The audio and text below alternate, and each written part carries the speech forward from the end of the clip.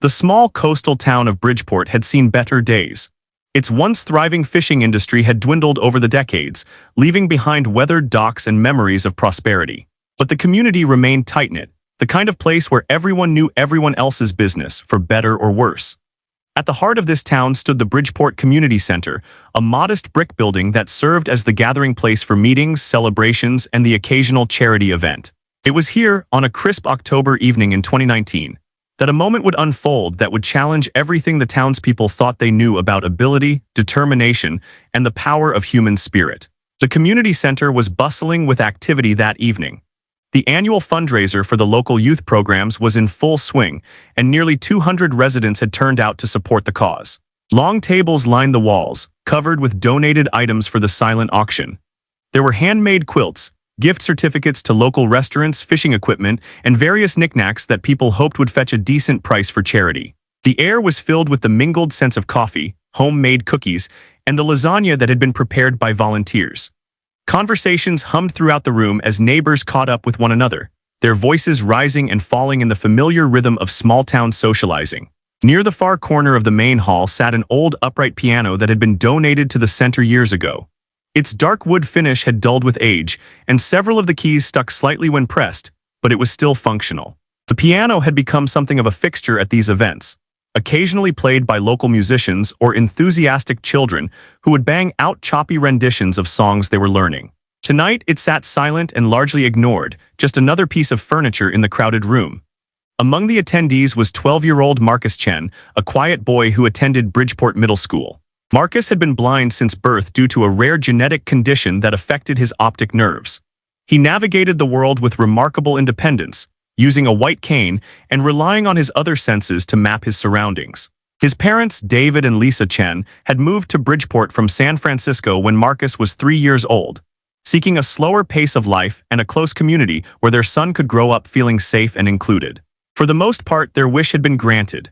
The town had welcomed the family, and Marcus had made friends at school, participated in activities, and lived as normal a life as any child could hope for. But acceptance didn't always mean understanding, and kindness didn't always extend to true belief in someone's capabilities.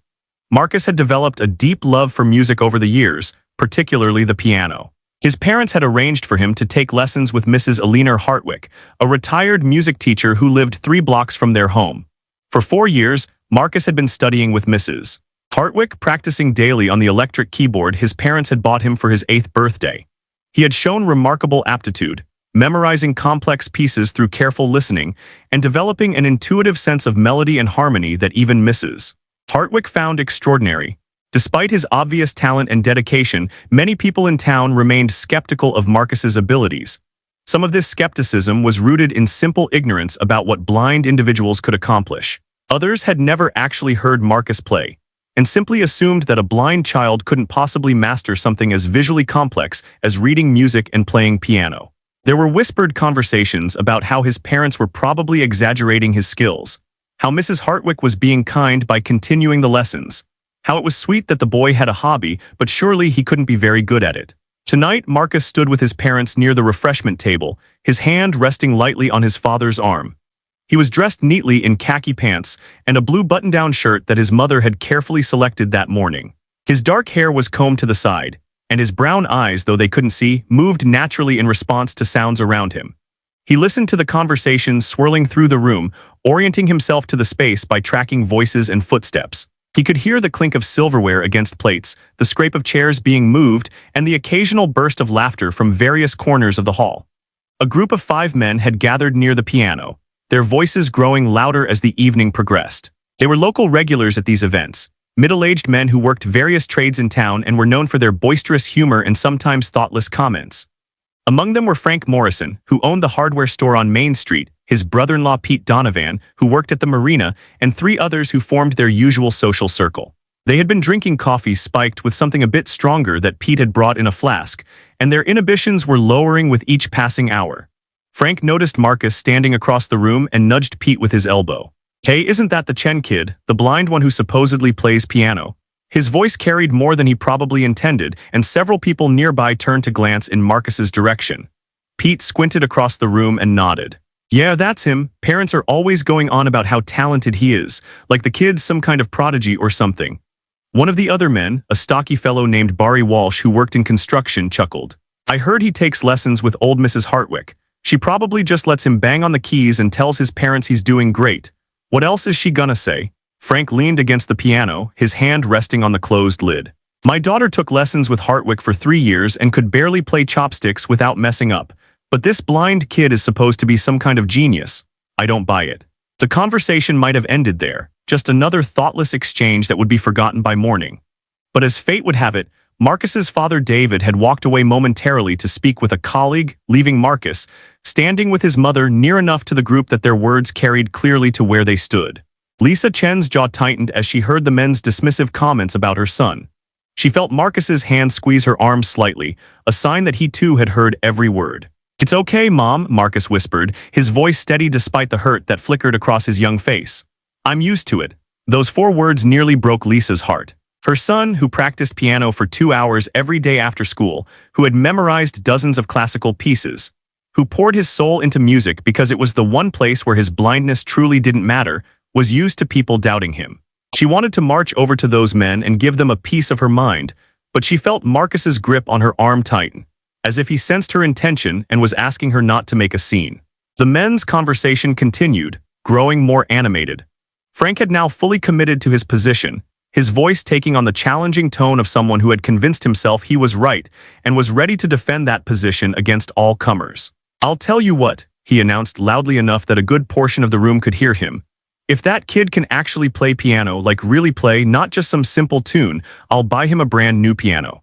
A real one, not some cheap keyboard. I'm talking about a proper upright or even a baby grand if that's what he wants. The room had grown noticeably quieter. People had stopped their conversations to listen to Frank's pronouncement. It was the kind of bold, public statement that couldn't be easily taken back, and everyone present recognized it as such. Pete looked at his brother-in-law with surprise, perhaps wondering if the man had gone too far. But Frank was doubled down now, his face flushed with confidence and whatever had been in that flask. I'm serious, Frank continued, looking around the room as if daring anyone to challenge him. Everyone keeps talking about how this kid is so talented, but I bet it's just parents being parents, you know, thinking their kid is special. So here's my offer: if he can sit down at this piano right now and play something impressive, something that actually sounds good, I'll go down to Steinberg's Music in Portland next week and buy him whatever piano he wants. But if he can't, if it's just a bunch of noise or some choppy beginner stuff, then maybe people will stop pretending and let the kid pursue something more realistic for someone in his situation. The words hung in the air like smoke. Several people in the crowd shifted uncomfortably, recognizing the cruelty embedded in Frank's challenge even if he was too obtuse or too drunk to see it himself. The phrase "someone in his situation" particularly stung, reducing Marcus to nothing more than his disability, as if blindness defined the entirety of what he could or couldn't accomplish. Lisa felt her face flush with anger and embarrassment, not for her son's sake, but for the position these thoughtless men had created. She knew Marcus could play beautifully, had watched him bring Mrs. Hartwick to tears with his rendition of Beethoven's Moonlight Sonata. But she also knew that putting a child on the spot like this, turning his gift into a spectacle to prove a point to ignorant adults, was wrong on every level. David had returned to his family's side, having heard the tail end of Frank's challenge. He put his hand protectively on Marcus's shoulder, ready to guide his son out of the situation, to remove him from this uncomfortable spotlight. But before either parent could speak, they felt Marcus straighten beside them, his chin lifting slightly in a gesture of quiet determination they had seen before. I'll play, Marcus said, his voice clear and calm despite the tremor that Lisa could detect beneath the surface. She knew her son well enough to understand that he wasn't unaffected by the situation, wasn't immune to the hurt of being doubted and reduced to a challenge, a bet, a spectacle. But she also recognized the steel in his voice, the same determination that had driven him to practice scales until his fingers ached, to memorize piece after piece until he could play them flawlessly from beginning to end. Marcus, you don't have to do this, David said quietly, bending down so only his son could hear. These men are being foolish, you have nothing to prove to them. But Marcus shook his head slightly. I want to, he said simply. Not for them, for everyone else who wonders but is too polite to say it out loud. And there it was, the truth that both his parents had tried to shield him from but couldn't entirely prevent.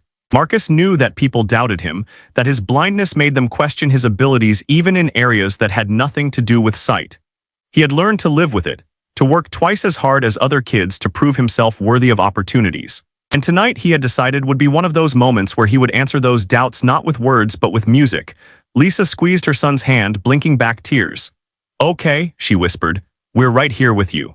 The room had fallen into a hushed anticipation. Frank Morrison stood by the piano, looking slightly less confident now that his challenge had been accepted. Perhaps he had expected the parents to whisk their son away to protect him from potential embarrassment, which would have allowed Frank to claim some kind of hollow victory. Instead, he watched as the slight 12-year-old boy made his way across the room, his white cane tapping lightly against the floor, his parents walking on either side not to guide him but simply to be present. Marcus reached the piano and carefully folded his cane, handing it to his father. He reached out with both hands, letting his fingers trace along the edge of the piano until he found the bench. He sat down carefully, adjusting his position until he was centered at the keyboard. His hands hovered over the keys for a moment, and he tilted his head slightly as if listening to something only he could hear. Then his fingers found their position, settling on the keys with a gentle certainty that spoke of countless hours of practice and preparation. The room held its collective breath. 200 people stood frozen in that moment, some curious, some skeptical, some already feeling ashamed of Frank Morrison's crude challenge, and some like Mrs. Eleanor Hartwick, who stood near the back of the room with her hand over her heart, filled with anticipation for what they knew was about to unfold. Marcus took one deep breath, his shoulders rising and falling, and then he began to play. Claude is AI and can make mistakes. Please double-check responses. The first notes that emerged from the old upright piano were soft and tentative, like the opening whisper of a conversation that would soon command everyone's attention. Marcus had chosen to play Claire de Lune by Claude Debussy, a piece that Mrs. Hartwick had introduced to him 8 months earlier. She had told him that the title meant Light of the Moon, and that the music was meant to evoke the feeling of moonlight washing over a quiet landscape. Marcus had found this description both beautiful and ironic, given that he had never seen moonlight or any light at all. But he had understood it in his own way, translating the visual imagery into something he could feel. The cool touch of night air on his skin, the hushed quality of the world after dark, the sense of peace and solitude that came with evening. His fingers moved across the keys with increasing confidence, drawing out the flowing, impressionistic melody that Debussy had crafted over a century ago. The old piano, despite its age and imperfections, responded to his touch with a warmth that filled the community center. Notes cascaded and intertwined, creating harmonies that seemed to shimmer in the air. Marcus's hands moved independently of each other, his left hand providing the gentle, rolling accompaniment, while his right hand sang out the melodic line with a delicacy that belied his young age. The transformation in the room was immediate and profound. Conversations that had been merely paused now ceased entirely. People who had been standing sat down in the nearest chairs. Those who had been preparing to leave found themselves rooted in place. Even the volunteers in the kitchen had stopped their cleanup work and moved to the doorway to listen.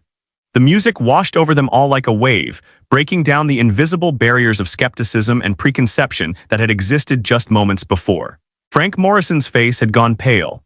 He stood near the piano, close enough to see Marcus's hands moving across the keyboard with fluid precision, close enough to watch the boy's face as he played. There was no hesitation in those movements, no fumbling or searching for the right keys. Marcus played as if the piano were an extension of his own body, as if the music flowed through him rather than from him. Frank's companions had fallen silent as well, their earlier bravado evaporating in the face of what they were witnessing. Pete Donovan had removed his cap and was holding it in his hands, his head bowed slightly as if in the presence of something sacred. Barry Walsh's mouth hung slightly open, his earlier dismissive comments now seeming cruel even to himself. Lisa Chen stood with her husband, tears streaming freely down her face. She had heard her son play this piece dozens of times at home, had listened to him practice the difficult passages over and over until he had mastered every nuance. But there was something different about hearing it now, in this public space, surrounded by people who had doubted him. The music seemed to carry an additional weight, an additional meaning. It was Marcus's answer to every skeptical look, every lowered expectation, every time someone had suggested he pursue something more realistic than his dreams. It was his declaration that blindness did not define the limits of his world, that he could create beauty and meaning and art despite the challenges he faced. The piece moved through its various sections, each one building on the last. There were moments of gentle introspection where the music seemed to retreat into itself, becoming almost whisper quiet, and then moments where it swelled with emotion, the harmonies growing richer and more complex. Marcus navigated all of it with the assurance of someone who had not merely memorized the notes but had internalized them, had made them part of his own emotional vocabulary. His body swayed slightly as he played, responding to the rhythm and flow of the music in a way that was completely natural and unself-conscious. Mrs. Alina Hartwick watched her student with a mixture of pride and vindication. She had known from Marcus's first lesson that he possessed something special, a musical intelligence that went beyond simple technical facility. He had what she called true ears, the ability to hear not just individual notes but the relationships between them, the way they created tension and resolution, dissonance and harmony. She had worked with him patiently over the years, adapting her teaching methods to accommodate his blindness, using verbal descriptions and physical guidance to help him understand concepts that sighted students might grasp visually. But the truth was that Marcus had often been ahead of her, intuiting things about music that she had to work hard to explain to other students. The other children in the room watched Marcus with a mixture of awe and confusion. Some of them attended school with him and had never really understood what made him different beyond the obvious fact that he couldn't see. They had watched him navigate the hallways with his cane, had seen him use special equipment in class, had perhaps felt a vague sense of pity or curiosity about his life. But now they were seeing him do something that none of them could do, creating something beautiful and complex that required years of dedication and practice. The playing field had suddenly shifted, and Marcus was no longer the kid who needed accommodations or special consideration. He was simply the most talented person in the room.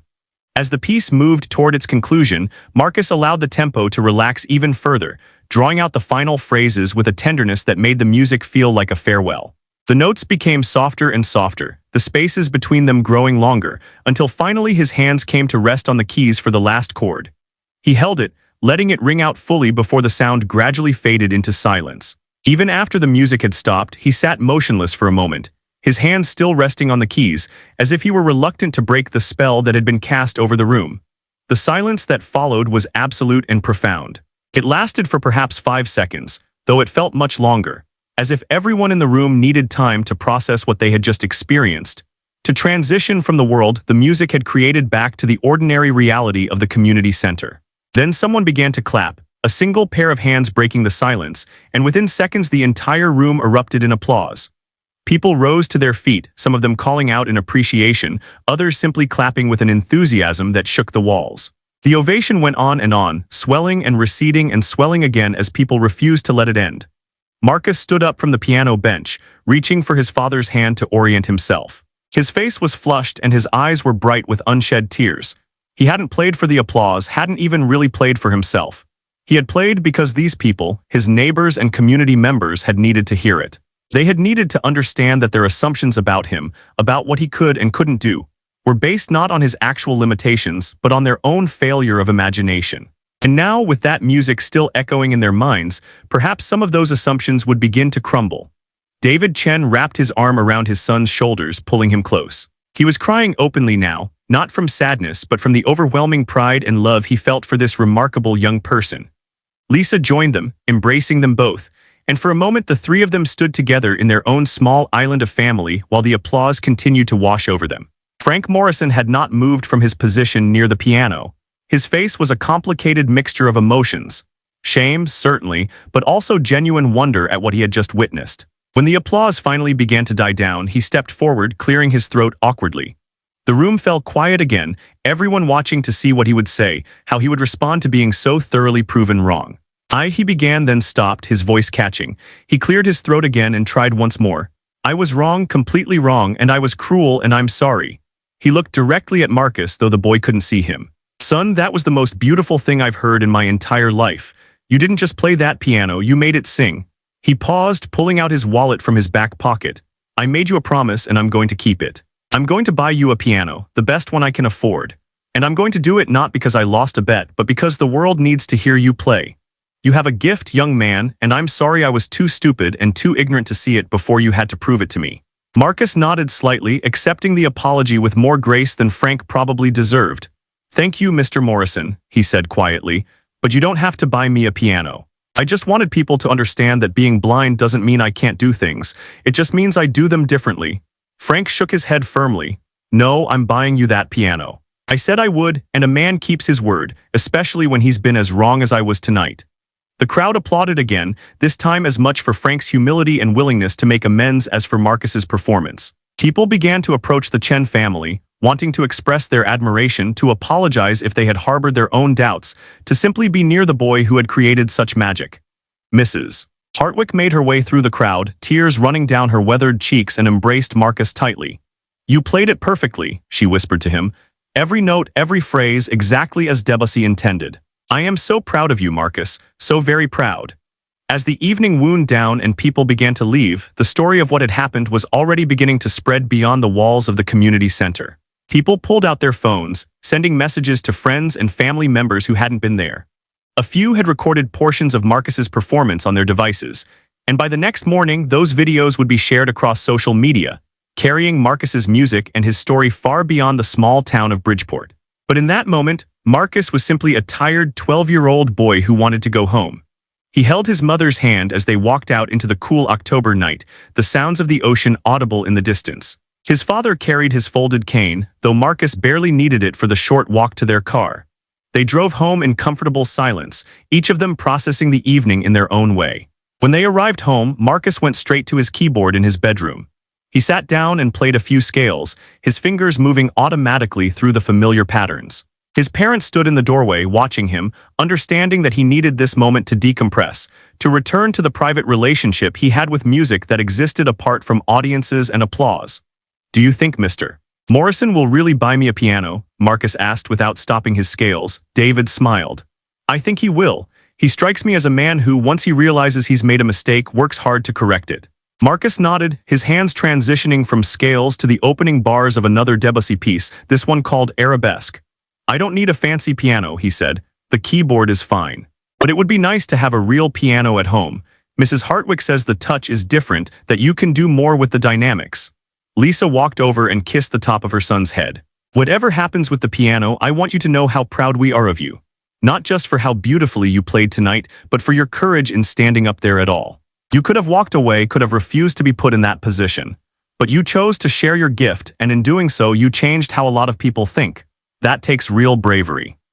Marcus stopped playing and turned toward his mother's voice. "I was scared," he admitted. "What if I had messed up? What if my hands had shaken or I had forgotten part of the piece?" "But you didn't," David said gently. "And even if you had, it wouldn't have mattered, because you tried, because you showed up, that's what counts." Marcus considered this for a moment, then returned to his playing, losing himself once again in the music that had become his truest form of expression, his way of navigating a world that often underestimated him. His parents left him there, heading to their own room, both of them knowing that their son had crossed an important threshold that night. He had stopped being just the blind boy who played piano and had become Marcus Chen the pianist, a young artist whose disability was simply one aspect of who he was, not the defining characteristic that limited what he could achieve. In the community center, the cleaning crew worked to restore order after the event. But near the piano, several people lingered, running their fingers over the keys that Marcus had played, as if hoping to capture some residual magic from his performance. The old upright piano, which had been just another piece of furniture hours earlier, now seemed to hold a special significance, marked by the moment when a 12-year-old blind boy had used it to teach an entire town about the danger of assumptions and the power of determination. The following Saturday afternoon, Frank Morrison stood in the showroom of Steinberg's Music in Portland, feeling more out of his element than he had in years. The store was elegant in a way that made him acutely aware of his work boots and flannel shirt. Polished hardwood floors gleamed beneath his feet, and the walls were lined with instruments that ranged from violins in glass cases to guitars mounted like works of art. But it was the pianos that dominated the space, a collection of magnificent instruments arranged throughout the showroom like sculptures in a gallery. There were sleek black grands, rich mahogany uprights, and even a stunning white baby grand positioned near the window where afternoon sunlight made it glow. Frank had brought his wife Margaret for moral support, and she walked beside him now, her hand resting lightly on his arm. She had been proud of him for making this trip, for following through on his promise even though it was costing him a significant portion of their savings. Margaret had been at the community center that night and had witnessed both her husband's thoughtless challenge and Marcus's breathtaking response. She had seen the shame on Frank's face during Marcus's performance, and she had watched him struggle in the days since to come to terms with his own prejudices and assumptions. A sales associate approached them, a thin man in his 50s wearing a tailored suit and wire-rimmed glasses. His name tag identified him as Richard Steinberg, and Frank realized with a start that this was probably the owner himself. Richard's smile was warm and professional, the expression of someone who had spent decades helping customers find the right instrument. "Good afternoon," Richard said, extending his hand to Frank. "Welcome to Steinberg's Music, I'm Richard. How can I help you today?" Frank shook his hand, suddenly feeling nervous about the entire endeavor. "I'm looking to buy a piano," he said, then paused, realizing how obvious that statement was given their location. "For a kid. A boy in my town. He's 12 years old and he's blind, and he plays like nothing I've ever heard before." Richard's expression shifted from polite professionalism to genuine interest. "Is this the boy from Bridgeport, Marcus Chan?" Frank's eyebrows rose in surprise. "You've heard about him." "My daughter sent me a video 3 days ago," Richard said, pulling out his phone and quickly navigating to a social media post. "This is him, isn't it? Playing Claire de Lune at some kind of community event." Frank leaned in to look at the screen, recognizing the community center and Marcus sitting at the old upright. The video had been taken from somewhere in the middle of the room, and the audio quality wasn't perfect, but Marcus's playing still came through with stunning clarity. Frank noticed the view count at the bottom of the screen and felt his jaw drop slightly. The video had been watched over 300,000 times. "That's him," Frank confirmed, his voice quiet. "That's the boy, and I'm the idiot who challenged him to play, who said I'd buy him a piano if he could really do it. I thought I was calling a bluff. Turns out the only bluff was my own ignorance." Richard studied Frank for a moment, and something in his expression softened. "Well, you're here now, and that says something. Let me show you what we have. For a young pianist of his caliber, we'll want to find something that will grow with him. Something that can handle both his current skill level and where he's likely to go in the future." They walked deeper into the showroom, passing several beautiful instruments. Richard paused occasionally to play a few notes on different pianos, explaining the subtle differences in tone and touch. Frank tried to listen and understand, but much of the technical language went over his head. He knew hardware and lumber and the practical mechanics of fixing things, but the nuanced world of musical instruments was foreign territory. Margaret, however, seemed more engaged. She had played piano herself as a girl, though she had given it up after high school. She asked Richard questions about action and sustain, about the differences between upright and grand pianos, about what would be most appropriate for a young student who was clearly advancing rapidly in his studies. "The challenge with buying for a blind pianist," Richard explained as they walked, "is that many of the visual aspects of instrument selection don't apply. He won't care about the finish or the aesthetic design. What matters is the touch, the tone, and the responsiveness of the instrument. Blind musicians often develop an even more refined sense of these qualities because they're not distracted by visual elements." He led them to a section of the showroom where several upright pianos stood. "These are what I would recommend for a home setting, especially for a student. They're more practical than grands in terms of space, and modern uprights can produce remarkable sound quality. This one here," he said, gesturing to a beautiful mahogany upright, "is a Yamaha U1. It's probably the most popular professional-grade upright in the world. Conservatories use them, professional pianists keep them in their homes for practice. The action is responsive, the tone is clear and balanced across all registers, and they're built to last for decades." Frank looked at the price tag and felt his stomach clench. It was more than he had anticipated, though not impossibly so. He had been setting aside money from the hardware store for the past year, planning to buy a new truck, but that could wait. This was more important. "Can I hear it?" he asked. Richard smiled and sat down at the bench, his fingers settling on the keys with the casual confidence of someone who had been playing his entire life. He played a passage that Frank didn't recognize, something flowing and melodic that filled the showroom with rich, warm sound. The notes seemed to hang in the air, each one clear and distinct, yet blending seamlessly with the others. When Richard finished, he stood up and gestured for Margaret to try. She hesitated for a moment, then sat down and played a simple melody, something from her childhood lessons that her fingers still remembered. Even with her limited skills, Frank could hear the quality of the instrument, the way it responded to her touch and produced sound that was full and vibrant. "It's beautiful," Margaret said, looking up at her husband. "Frank, this is a wonderful piano." But Frank was thinking about Marcus, about the boy's small bedroom in the Chen's modest house, about the electric keyboard that Mrs. Hartwick had mentioned during a conversation at the hardware store earlier that week. He thought about the old upright at the community center, with its sticky keys and worn finish, and how Marcus had made even that flawed instrument sing. "What about something for someone just starting out?" Frank asked, "something less expensive but still good quality." Richard nodded, understanding the question behind the question. "You're wondering if this might be too much, if something simpler would be more appropriate." "I want to keep my promise," Frank said firmly, "but I also don't want to be showy about it. This isn't about me trying to look good or buy forgiveness. It's about giving the kid an instrument he can use. Then let me show you something else, Richard said, leading them to another section of the showroom. This is a Kawai K200. It's a step down from the Yamaha in terms of price, but it's still an excellent instrument. Many teachers recommend these for serious students. The tone is warm, the touch is reliable, and the build quality is solid.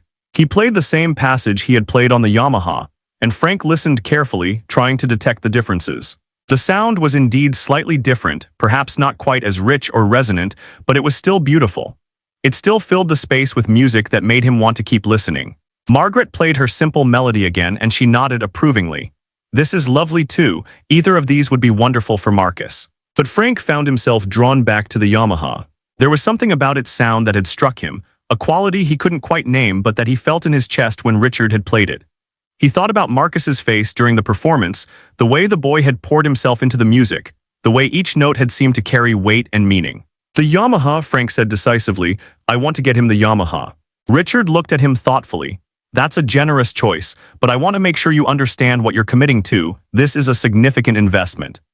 I know, Frank said, but that kid has probably never had anything that wasn't chosen carefully because of cost.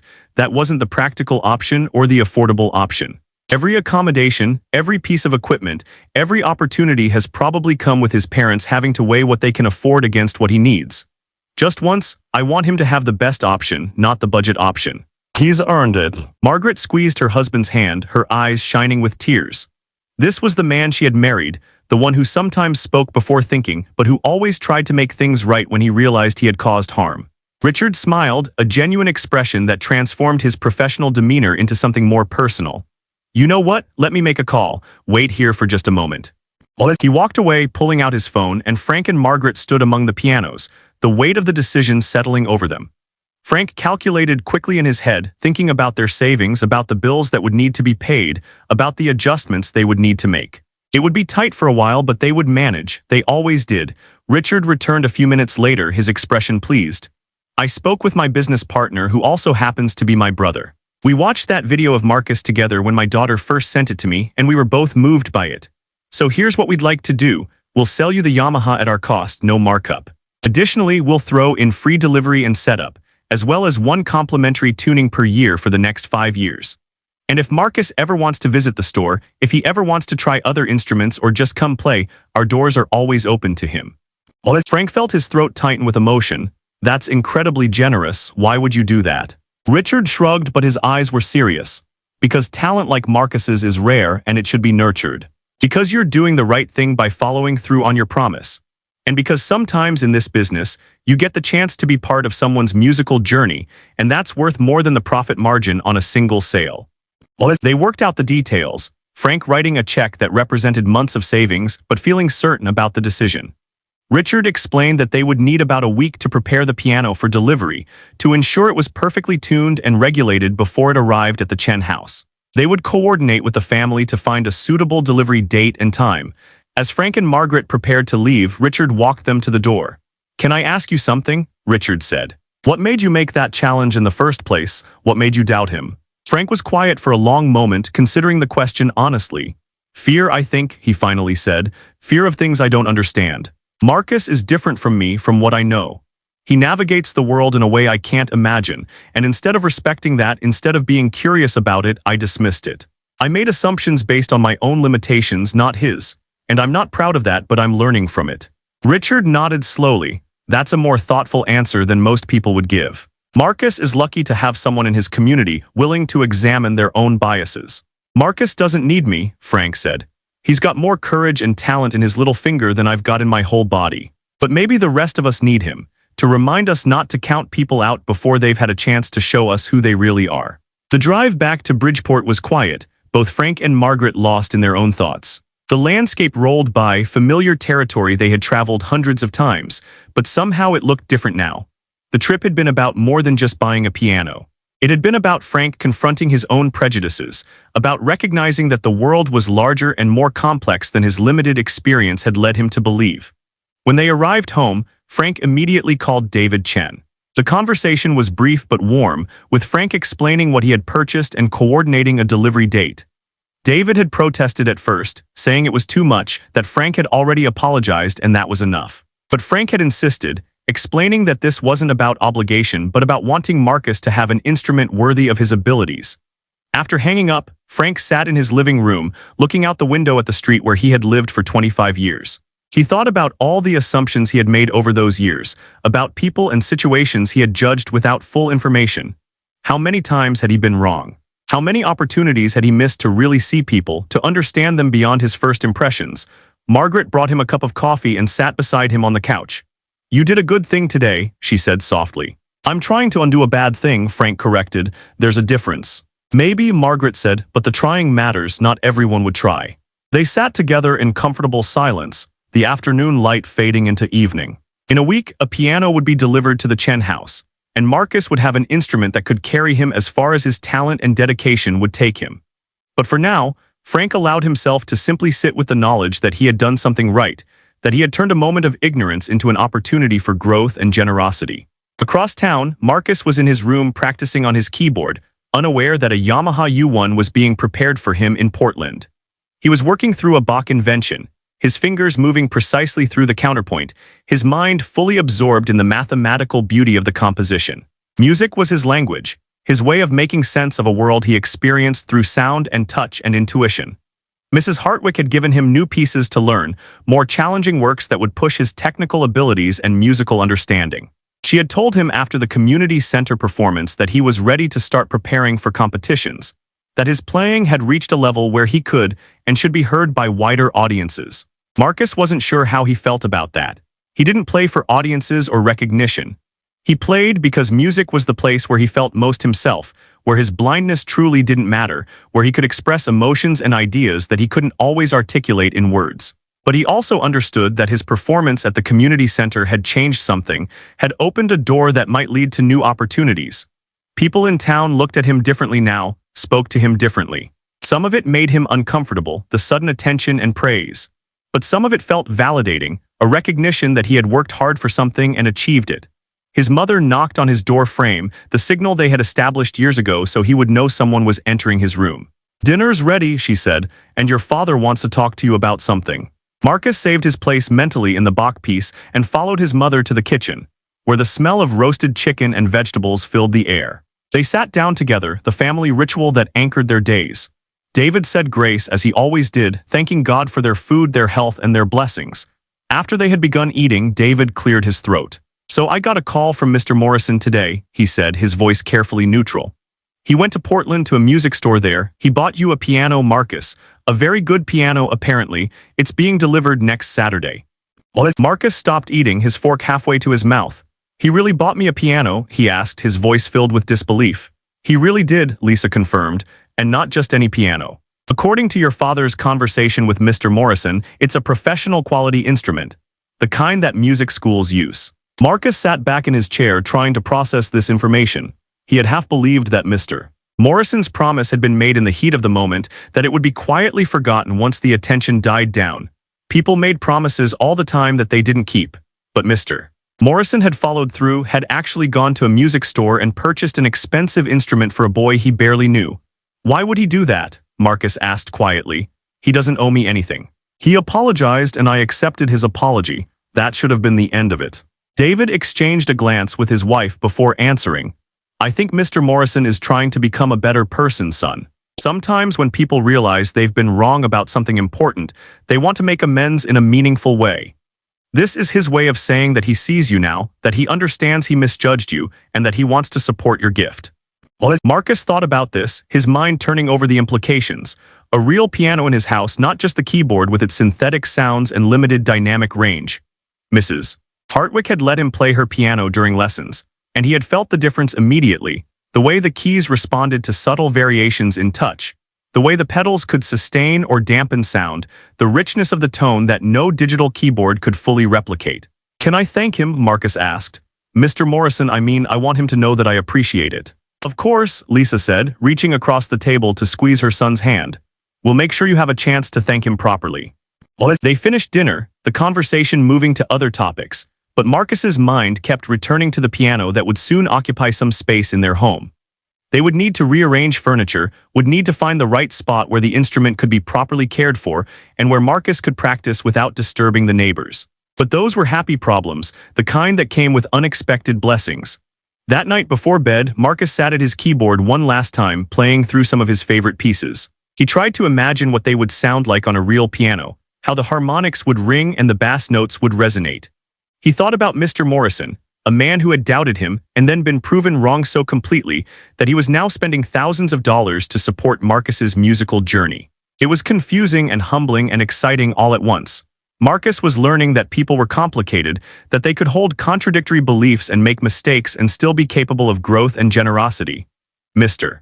Morrison had been thoughtless and cruel with his challenge, but he was also proving to be a man of his word, someone willing to acknowledge his errors and make substantial efforts to correct them. As Marcus finally turned off his keyboard and got ready for bed, he felt a sense of anticipation building. In 1 week, his life would change again, this time in a quieter but no less significant way. He would have an instrument worthy of his ambitions, a piano that could carry him through years of study and practice, that could help him develop his skills to their fullest potential. The world was opening up to him in ways he hadn't anticipated, doors unlocking that he hadn't even known existed.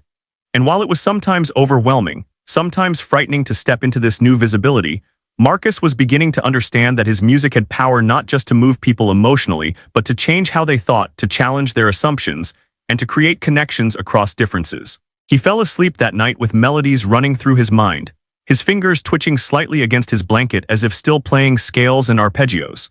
Tomorrow he would wake up and practice and go to school and do all the ordinary things that made up his days. But underneath it all would be the knowledge that change was coming, that his dedication was being recognized and supported, and that the future held possibilities he was only beginning to imagine. The following Saturday morning arrived with a crispness that hinted at the approaching winter. Marcus woke early, too excited to sleep despite his usual weekend routine of staying in bed until his mother called him for breakfast. He lay in the darkness that was his constant companion, listening to the sounds of his house waking up around him. His father was already moving about downstairs, the familiar creak of the floorboards marking his path from the kitchen to the living room and back again. His mother's voice drifted up from below, giving instructions about furniture placement and discussing logistics that Marcus couldn't quite make out. Today was the day the piano would arrive, and the entire Chen household had been reorganized in preparation. Over the past week, his parents had moved furniture, cleaned carpets, and debated endlessly about the best location for the instrument. They had settled on a corner of the living room near the large window that faced the street, a spot where the temperature would remain relatively stable, and where Marcus would have space to move around the piano comfortably. His father had even researched the proper care of acoustic pianos, learning about humidity control and the importance of keeping the instrument away from direct heating vents. Marcus got dressed carefully, choosing clothes his mother had laid out the night before. He made his way downstairs, his hand trailing along the wall he had memorized through thousands of trips up and down these stairs. The house smelled of coffee and cinnamon rolls, his mother's way of marking special occasions with food that filled the home with warmth and comfort. "Good morning, sweetheart," Lisa said as Marcus entered the kitchen. "You're up early." "Too excited to sleep." "Maybe a little," Marcus admitted, sliding into his usual chair at the kitchen table. His mother placed a plate in front of him, and he felt the warmth radiating from the fresh cinnamon roll. "What time are they supposed to be here?" "Between 10 and noon," David answered, joining them at the table with his own coffee. "Mr. Morrison called yesterday to confirm. He's coming with the delivery truck, wants to be here when it arrives." Marcus nodded, taking a bite of the cinnamon roll. The sweetness melted on his tongue, but he barely tasted it. His mind was already on the piano, imagining what it would feel like to play a real instrument in his own home. No more practicing exclusively on the keyboard with its plastic keys and limited expression. No more waiting for his weekly lesson with Mrs. Hartwick to experience the touch and tone of an acoustic piano. The hours until 10 o'clock seemed to stretch impossibly long. Marcus tried to practice on his keyboard, but he couldn't focus. He attempted to read one of his Braille books, running his fingers over the raised dots, but the story couldn't hold his attention. Finally, he sat in the living room with his parents, listening to the sounds of the neighborhood outside, waiting for the rumble of a delivery truck. At 10:30, they heard it. The distinctive sound of a large vehicle making its way down their residential street, slowing as it approached their house. Marcus's father went to the window, confirming what they all hoped. "It's here," he said simply. Marcus stood up, his heart pounding with an excitement he hadn't felt in years. His mother took his hand, squeezing it gently. "Ready?" she asked. "Ready," Marcus confirmed. They walked outside together, stepping onto the small front porch as the delivery truck pulled to a stop in front of their house. Marcus could hear doors opening, voices calling to each other, the metallic clang of the truck's rear gate being lowered. Then he heard a familiar voice, Frank Morrison's distinctive rough-edged tone greeting his parents warmly. "Morning, David, Lisa," Frank said, and Marcus could hear the nervousness beneath his cheerful tone. "Beautiful day for a piano delivery." "Good morning, Frank," David replied. "We can't thank you enough for this." "No thanks needed," Frank said quickly. "This is my honor, truly." There was a pause, and then Marcus felt Frank's presence in front of him, could smell the faint scent of coffee and aftershave. "Hello, Marcus. How are you feeling today?" "Excited," Marcus said honestly, extending his hand. Frank shook it firmly, his calloused palm rough against Marcus's smooth skin. "Well, let's not keep you waiting any longer," Frank said. "Gentlemen, let's get this piano unloaded." Marcus listened as the delivery men worked, their practiced movements coordinated through years of moving heavy, delicate instruments. They discussed angles and weight distribution, warned each other about steps and door frames. The piano was on some kind of rolling platform, Marcus realized, listening to the wheels moving across the truck bed and then down the ramp to the street. "We're going to bring it up the front walk now," one of the delivery men announced. "Everyone might want to step aside." Marcus moved back with his parents, giving the men room to work. He heard the piano moving closer, the wheels crunching on the gravel of their front path, then the more solid sound of the concrete steps. There was a moment of careful maneuvering at the front door, voices coordinating as they tilted and adjusted to get the piano through the opening without scraping the frame. Then it was inside, in their living room, and Marcus could feel the difference immediately. The space seemed to vibrate with a new presence, the air itself changed by the addition of this substantial wooden instrument. The delivery men carefully removed it from the rolling platform, positioning it precisely in the corner that had been prepared for it. "Perfect," one of the men said. "Now let's get it leveled and set up properly." Marcus listened as they worked, adjusting the piano's position with minute precision, checking that it was stable and properly supported. One of the men produced tuning equipment, explaining that while the piano had been tuned at the store, the movement and change in environment meant it needed slight adjustments. Marcus heard the pure tones being produced, heard the man making tiny tweaks to bring each string into perfect pitch. Finally, after what seemed like hours but was probably only 30 minutes, the lead delivery man announced that they were finished. "She's all yours," he said. "Beautiful instrument, take good care of her." The delivery men packed up their equipment and left, declining Lisa's offer of coffee and breakfast. Frank remained, standing somewhat awkwardly in the Chen's living room as if uncertain whether he should stay or go. David solved the dilemma by inviting him to sit down, and Lisa brought out fresh coffee for everyone. "Marcus," Frank said after a moment of silence, "would you like to try it, see what you think?" Marcus nodded, feeling suddenly shy. This was different from playing at the community center, where adrenaline and determination had carried him through. This was intimate, personal, his home and his family and the man who had doubted him all present in this small space. But he made his way to the piano, his fingers finding the bench easily, his hands reaching out to touch the smooth wood of the instrument. The piano was beautiful even to his touch. The finish was flawless, the wood grain smooth and cool beneath his fingertips. He traced the curve of the music desk, felt the solid construction of the frame. Then his hands found the keys and everything else fell away. The touch was immediately different from his keyboard, from the old upright at the community center, even from Mrs. Hartwick's piano. The keys had weight and responsiveness, giving way beneath his fingers with a precision that felt almost alive. He played a simple C major scale just to feel the action, and the sound that emerged was clear and pure, each note distinct yet blending seamlessly with the next. Marcus took a breath and began to play one of his favorite pieces, a Chopin nocturne that Mrs. Hartwick had taught him 6 months earlier. The nocturne in E-flat major, Opus 9, number 2, a piece of such beauty and delicacy that it had brought him to tears the first time he heard it. His fingers moved through the opening measures, the right hand singing out the melody, while his left hand provided the gentle, rolling accompaniment that gave the piece its dreamlike quality. The Yamaha responded to his touch with a sensitivity that took his breath away.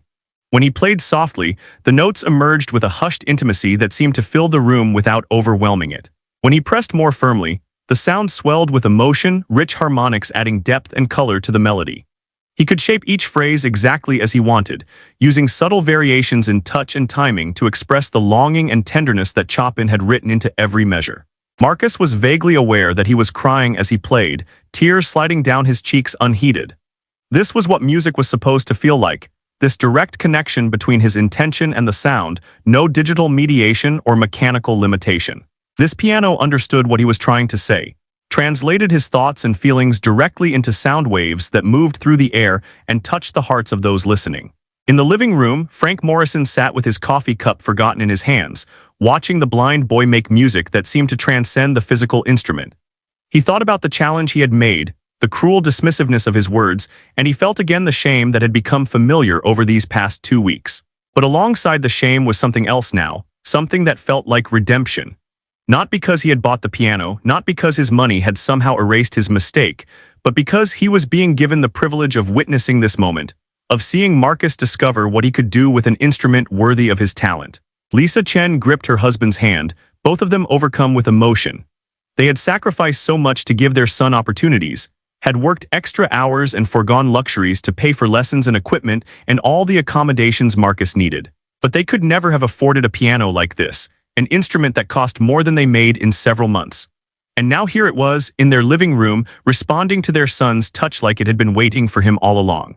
Marcus played through the entire nocturne, taking his time with the rubato that gave the piece its emotional depth, allowing himself to explore the piano's capabilities.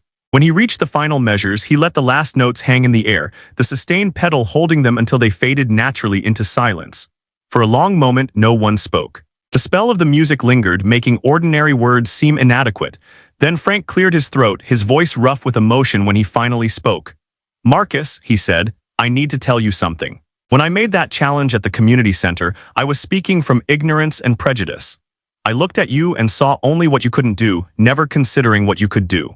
I made assumptions based on my own limited understanding of the world, and I'm sorrier for that than I can properly express." He paused and Marcus turned toward his voice, waiting. Frank continued, his words coming more easily now. "But I want you to know that buying this piano isn't about assuaging my guilt or making myself feel better. It's about recognizing that the world needs to hear you play. You have a gift, Marcus, a real gift, and you deserve an instrument that can help you share that gift with others. So I'm asking you not to think of this as my piano that I bought for you, but as your piano that you earned through your dedication and talent. You worked for this even if you didn't know it. Every hour you spent practicing, every piece you learned, every time you chose to pursue your passion despite the obstacles, you were earning this instrument." Marcus felt fresh tears on his cheeks. "Thank you, Mr. Morrison," he said softly. "I promise I'll take good care of it, and I'll practice every day and I'll keep getting better." "I know you will," Frank said. "And I hope you'll let me come hear you play sometimes, if that's okay with you and your parents. I'd like to be able to tell people that I know Marcus Chen, that I was there at the beginning of something remarkable." They talked for a while longer, Frank sharing stories about his trip to Portland, about Richard Steinberg and the music store, about the care that had gone into selecting and preparing this particular instrument. David and Lisa asked questions about maintenance and care, and Frank promised to put them in touch with a local piano technician who could handle tuning and any minor repairs that might be needed over the years. Eventually, Frank stood to leave, sensing that the family needed time alone with their new addition. At the door, he shook hands with David and accepted a warm hug from Lisa. Then he turned to Marcus one more time. "One more thing," Frank said. "At the hardware store, we're going to start keeping a collection jar on the counter. Donations for Marcus Chen's music education fund. Because piano lessons and sheet music and competition fees cost money. And I figure if people want to support your journey, they should have the chance to do so." "Mr. Morrison, you don't have to do that," David protested. "You've already done so much." "I want to," Frank said firmly. This town rallied around Marcus once they heard him play. Let's give them a way to keep rallying. Every little bit helps and it will add up over time. After Frank left, the Chen family stood together in their living room, looking at the piano that now dominated the space. It was beautiful, its dark mahogany finish gleaming in the morning light, its keys waiting patiently for Marcus's return. "Well," David said finally, "I guess we're a piano family now." Lisa laughed, the sound breaking the emotional tension that had built during Frank's visit. "I guess we are." "Marcus, honey, do you want to play some more or do you need a break?" Marcus shook his head. "I want to play, I want to try everything, see what this piano can do." He returned to the bench, and for the next several hours he explored his new instrument. He played pieces he had memorized, working through his entire repertoire and discovering how different each one sounded on this piano. He experimented with the pedals, learning how the sustained pedal could connect phrases and how the soft pedal changed the timbre of the sound. He tried playing the same passage with different dynamics, marveling at how the piano responded to every subtle variation in his touch. Mrs. Hartwick stopped by in the early afternoon, having heard from a neighbor that the piano had been delivered. She brought with her a stack of new sheet music, pieces that she had been holding back until Marcus had access to a better instrument. They sat together at the piano, Mrs. Hartwick reading the music while Marcus's fingers found their way across the keys. Learning new melodies and harmonies through the patient process they had developed over years of working together. "This piano is perfect for you," Mrs. Hartwick told him during a break. "The action is responsive enough for the most delicate passages, but it has the power for the dramatic moments too. You're going to grow so much as a musician now that you have this instrument at home."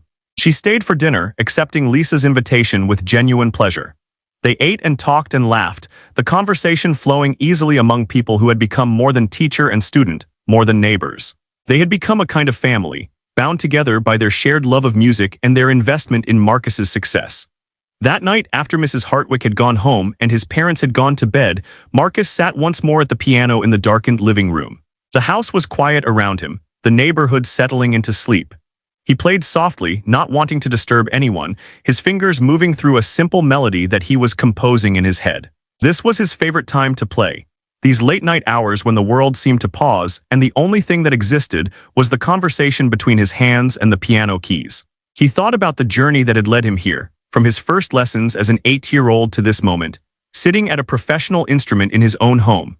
He thought about Frank Morrison's challenge and his own decision to accept it, about the way one moment of courage had opened up possibilities he hadn't imagined. But mostly he thought about the music itself, about the infinite combinations of notes and rhythms that existed in the world, waiting to be discovered and shaped and shared. He had a tool now, a beautiful instrument that could help him explore that infinite landscape. And he had time, years stretching ahead of him, to develop his skills and deepen his understanding, and find his own voice within the great conversation of music that had been ongoing for centuries. Marcus played until his fingers grew tired, until the melodies began to blur together in his mind. Finally, he closed the lid carefully over the keys, running his hand one more time along the smooth wood of the piano. Tomorrow he would play again, and the day after that, and the day after that. This piano would be his companion and his teacher, his consolation in difficult times and his joy in happy ones. He made his way upstairs to his bedroom, his hand trailing along the banister, his feet finding each step automatically. As he lay in bed, hovering in that space between waking and sleeping, he heard music in his mind, new pieces waiting to be learned, old pieces waiting to be perfected, and somewhere in the distance, the faint suggestion of melodies he might one day compose himself. The piano sat in the living room below, silent now but full of potential, ready to give voice to whatever Marcus's imagination and dedication could create. It was more than an instrument. It was a promise, a bridge between the world Marcus lived in and the world he could create through sound. And in the morning, that conversation would begin again, continuing the journey that had only just started. The weeks following the piano's arrival brought changes to the Chen household that went far beyond the physical presence of the instrument in their living room. Marcus's practice schedule intensified naturally, not because anyone pressured him, but because he couldn't stay away from the piano. He would wake early before school to play for an hour, his fingers working through scales and exercises while his parents prepared breakfast. After school, he would practice for another 2 hours, sometimes 3, losing himself in the music until his mother called him for dinner. Even after dinner, he would often return to the piano, drawn by the siren call of a particularly challenging passage or the desire to perfect a phrase that hadn't quite satisfied him earlier. Mrs. Hartwick adjusted her teaching approach to match Marcus's accelerated development. Their weekly lessons became more intensive, focusing on advanced techniques and musical interpretation rather than basic mechanics. She introduced him to the works of composers he had never studied before, expanding his repertoire beyond the classical standards to include romantic pieces by Liszt and Rachmaninoff, impressionist works by Ravel and Satie, and even some contemporary compositions that challenged his understanding of harmony and structure. "You're ready to start thinking about competitions," Mrs. Hartwick told him during a lesson in mid-November.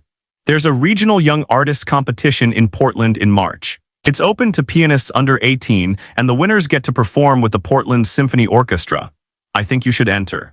Marcus felt his stomach tighten with anxiety. Playing at the community center had been one thing, a spontaneous moment driven by hurt pride and determination.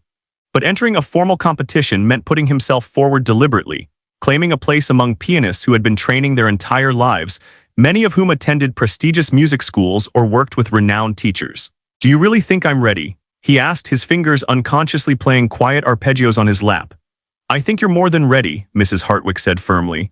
Marcus, you have something that can't be taught, a musical sensitivity and emotional depth that most pianists spend decades trying to develop. Yes, there are technical skills you're still mastering, but your interpretation, your ability to communicate through music, is already at a professional level. The competition will be good for you, regardless of whether you win. It will give you experience performing under pressure, expose you to other young musicians, and help you understand where you stand in the larger musical world. Over dinner that evening, Marcus raised the topic with his parents. David and Lisa exchanged glances, the kind of silent communication that came from years of partnership and shared concerns about their son's well-being. "What do you think?" David asked carefully. "Is this something you want to do?" Marcus really thought about it before answering. "I'm scared," he admitted, "but I think Mrs. Hartwick is right. I need to know if I'm actually good or if I'm just good for Bridgeport. And if I want to study music seriously, if I want to maybe go to a conservatory someday, I need to start building experience." "Then we'll support you," Lisa said, reaching across the table to squeeze his hand. "Whatever you need, lessons, practice time, help preparing, will make it happen." The decision made, Marcus threw himself into preparation with single-minded focus. Mrs. Hartwick helped him select pieces for the competition, choosing works that would showcase both his technical abilities and his interpretive gifts. They settled on 3 pieces: a Bach prelude and fugue from the Well-Tempered Clavier, Chopin's Ballade No. 1 in G minor, and Debussy's L'Île Joyeuse. Together, these pieces would demonstrate his command of Baroque counterpoint, romantic expressiveness, and impressionist color. The practice regimen was grueling. Each piece required not just memorization but deep understanding, the ability to communicate the composer's intentions while adding his own interpretive insights. Marcus worked on Bach's mathematical precision, ensuring that each voice in the fugue remained distinct while contributing to the overall architecture. He explored Chopin's dramatic narrative, the way the ballade told a story through its shifting moods and technical demands. And he dove into Debussy's celebration of joy and light, trying to capture the shimmering, ecstatic quality of the music despite never having seen the sunlight dancing on water that inspired it. Word of Marcus's competition preparation spread through Bridgeport, and the community rallied around him in ways that surprised and touched the Chen family. Frank Morrison's donation jar at the hardware store filled quickly, and he had to empty it weekly, depositing the funds into an account he had set up specifically for Marcus's musical education. The local newspaper ran a feature story about Marcus, complete with photos of him at his piano and quotes from Mrs. Hartwick about his exceptional talent. The article was picked up by regional papers, and suddenly people from surrounding towns were talking about the blind piano prodigy from Bridgeport. The attention was sometimes overwhelming. Marcus found himself recognized when he went out with his parents, people stopping them to express support or ask questions about his playing. The middle school held a special assembly where Marcus performed for the entire student body, playing a shortened program that earned him a standing ovation from his peers. Some of his classmates who had previously treated him with polite distance now wanted to be his friend, though Marcus wasn't always sure if they liked him for himself or for his newfound local celebrity. Through it all, the piano remained his anchor, the place where the noise and confusion of the outside world fell away and only the music mattered. He developed an intimate relationship with the Yamaha, learning its quirks and characteristics, discovering that certain keys responded slightly differently than others, that the bass register had a particularly rich resonance, that the treble could sing with a crystalline clarity that made his heart ache. In early December, Mrs. Hartwick arranged for Marcus to have a master class with a professor from the New England Conservatory who was visiting Portland. Professor Michael Chen, no relation despite the shared surname, was a renowned pianist and pedagogue who had trained several international competition winners. The master class would give Marcus a chance to receive feedback from someone at the highest level of musical education, and Mrs. Hartwick believed it would be invaluable preparation for the March competition. The day of the master class arrived with a winter storm that made the drive to Portland treacherous. David navigated carefully through snow and ice, the windshield wipers working overtime to maintain visibility. In the back seat, Marcus sat quietly, his hands folded in his lap, mentally running through the pieces he would play for Professor Chen. Lisa had packed a thermos of hot chocolate and sandwiches, knowing they would be gone most of the day. The master class was held at a music school in downtown Portland, a beautiful old building that had once been a mansion and now housed studios and practice rooms. They arrived early, giving Marcus time to acclimate to the space, to find the bathroom and get his bearings before other people arrived. The room where the class would be held was elegant, with high ceilings and excellent acoustics. A Steinway grand piano sat in the center, and Marcus felt a flutter of nervousness as Mrs. Hartwick led him to it. It's bigger than your Yamaha, she explained, and the action will feel different. Take a few minutes to get comfortable with it. Marcus sat at the bench and began playing scales, feeling out the instrument. The Steinway was magnificent, its sound even more powerful and nuanced than his piano at home. The keys had a different weight, requiring slightly more pressure, and the dynamic range seemed infinite. He could whisper or shout, and the piano would respond with perfect clarity. Other students began arriving, young pianists from around the region who had also secured spots in the master class. Marcus could hear them talking among themselves, the nervous chatter of talented musicians preparing to be evaluated by someone whose opinion carried real weight. He wondered what they thought when they saw him, whether his blindness made them underestimate him, or whether the stories that had been circulating had preceded him. Professor Chen arrived precisely on time, his footsteps quick and purposeful as he entered the room. He greeted everyone warmly, his voice carrying the slight accent of someone who had learned English as a second language but spoke it fluently. He explained the format of the master class. Each student would play one piece, and then he would offer comments and suggestions, often working with them at the piano to demonstrate specific techniques or interpretive ideas. Marcus was scheduled to play fourth, and he sat through the first 3 performances with growing anxiety. The students before him were all excellent, technically proficient, and musically mature. One girl played a Beethoven sonata with such power and conviction that the room seemed to vibrate. A boy about Marcus's age performed a Prokofiev piece with dazzling speed and accuracy. Marcus felt his confidence wavering, wondering if he truly belonged in this company. Then Mrs. Hartwick touched his shoulder, the signal that it was his turn. He made his way to the piano, his cane folded and handed to his teacher, his hands finding the bench through muscle memory and spatial awareness. He settled himself, took a deep breath, and began to play the Chopin Ballade. From the first notes, something shifted inside him. The nervousness fell away, replaced by the familiar conversation between his intentions and the piano's response. He poured himself into the ballade, following Chopin's narrative from the gentle opening through the dramatic middle sections to the thunderous conclusion. His hands flew across the keyboard during the technical passages, then slowed to draw out the lyrical melodies with tender expressiveness. He used the full dynamic range of the Steinway, from barely audible whispers to fortissimo declarations that filled the room with sound. When he finished, there was a moment of silence, then spontaneous applause from the other students. Marcus sat quietly, his hands resting on his lap, waiting for Professor Chen's verdict. "Young man," Professor Chen said, his voice thoughtful, "what is your name?" "Marcus Chen, sir." "Marcus Chen," the professor repeated. "Tell me, how long have you been studying piano?" "4 years, sir, well, almost 5 now." There was a pause, and Marcus could almost feel Professor Chen's surprise. "4 years," he said slowly. "And you play Chopin like this after only 4 years. That is remarkable. Who is your teacher?" Mrs. Hartwick spoke up from the side of the room.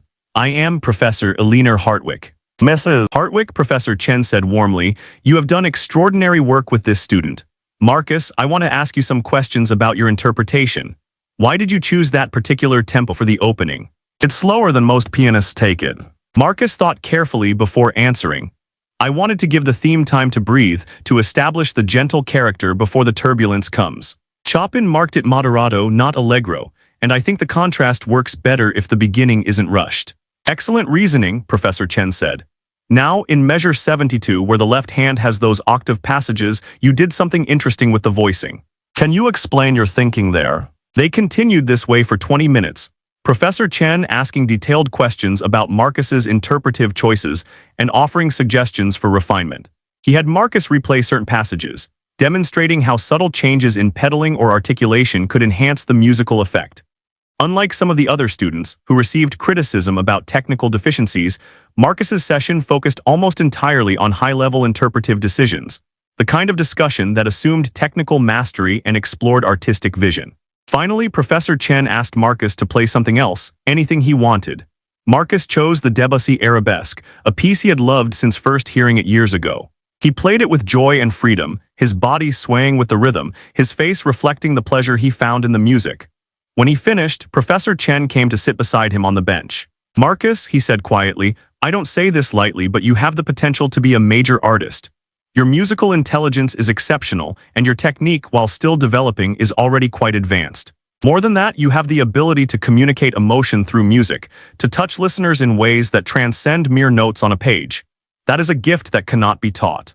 He paused, and Marcus heard him shift his weight. "I understand you're entering the regional competition in March. That's good, but I want you to start thinking beyond regional competitions. There are national and international opportunities available to someone with your abilities. Mrs. Hartwick, if I may, I'd like to give you my contact information. I think Marcus should consider applying to conservatory summer programs, perhaps even early admission to a preparatory division of a major music school. He needs to be working with pianists at the highest level, exposed to masterworks and challenged by peers who are equally committed. Mrs. Hartwick accepted his card, her voice thick with emotion as she thanked him. Marcus sat at the piano, trying to process what he had just heard. A professor from one of the world's most prestigious conservatories had just told him he had the potential to be a major artist. It seemed impossible, too much to believe, and yet the sincerity in Professor Chen's voice had been unmistakable. The drive home was quiet, each member of the Chen family lost in their own thoughts. Marcus dozed in the back seat, exhausted by the emotional intensity of the day. Lisa and David spoke in low voices, discussing what Professor Chen had said, what it might mean for their son's future. "We can't afford to send him to a conservatory prep program," David said quietly. "Even with the donation fund, we're talking about thousands of dollars in tuition, plus travel costs if it's not local." "We'll find a way," Lisa said firmly. "If this is Marcus's path, if this is what he's meant to do, we'll find a way to make it happen. Other families manage it, we will too." When they arrived home, Marcus went straight to his piano. He needed to play to process everything through the one language that made complete sense to him. He played late into the night, working through pieces old and new, feeling his way toward an understanding of what Professor Chen had seen in him, what potential lay waiting to be developed. Mrs. Hartwick called the next day to discuss next steps. She had already researched conservatory prep programs and found that several offered scholarship opportunities for students with financial need and exceptional talent.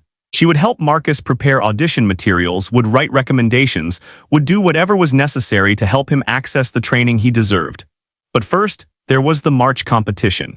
That remained the immediate goal, the test that would help Marcus understand where he truly stood among young pianists in the region. He returned to his practice with renewed focus, refining his competition pieces, addressing the specific suggestions Professor Chen had made, pushing himself to reach for the highest level of artistry he could achieve. The winter passed in a blur of practice and school and daily life. Christmas came and went, marked by a quiet celebration at home and a special performance at church where Marcus played carols for the congregation. New Year's arrived, and with it the understanding that the competition was only 10 weeks away. Frank Morrison continued to stop by occasionally, always calling first to make sure he wasn't intruding. He would sit and listen to Marcus practice, offering encouragement and reporting on the growing donation fund. The hardware store collection had inspired other businesses to do the same, and now there were jars at the grocery store, the coffee shop, and even the gas station on the highway. Bridgeport had claimed Marcus as their own, investing not just money but pride and hope in his success. Marcus felt the weight of that investment sometimes, the pressure of knowing that so many people were supporting him and expecting great things. But mostly he felt grateful, humbled by his community's generosity and determined to justify their faith in him.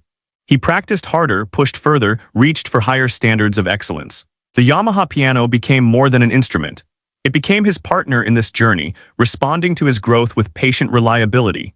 He learned its voice so thoroughly that he could predict exactly how it would sound before he played a single note.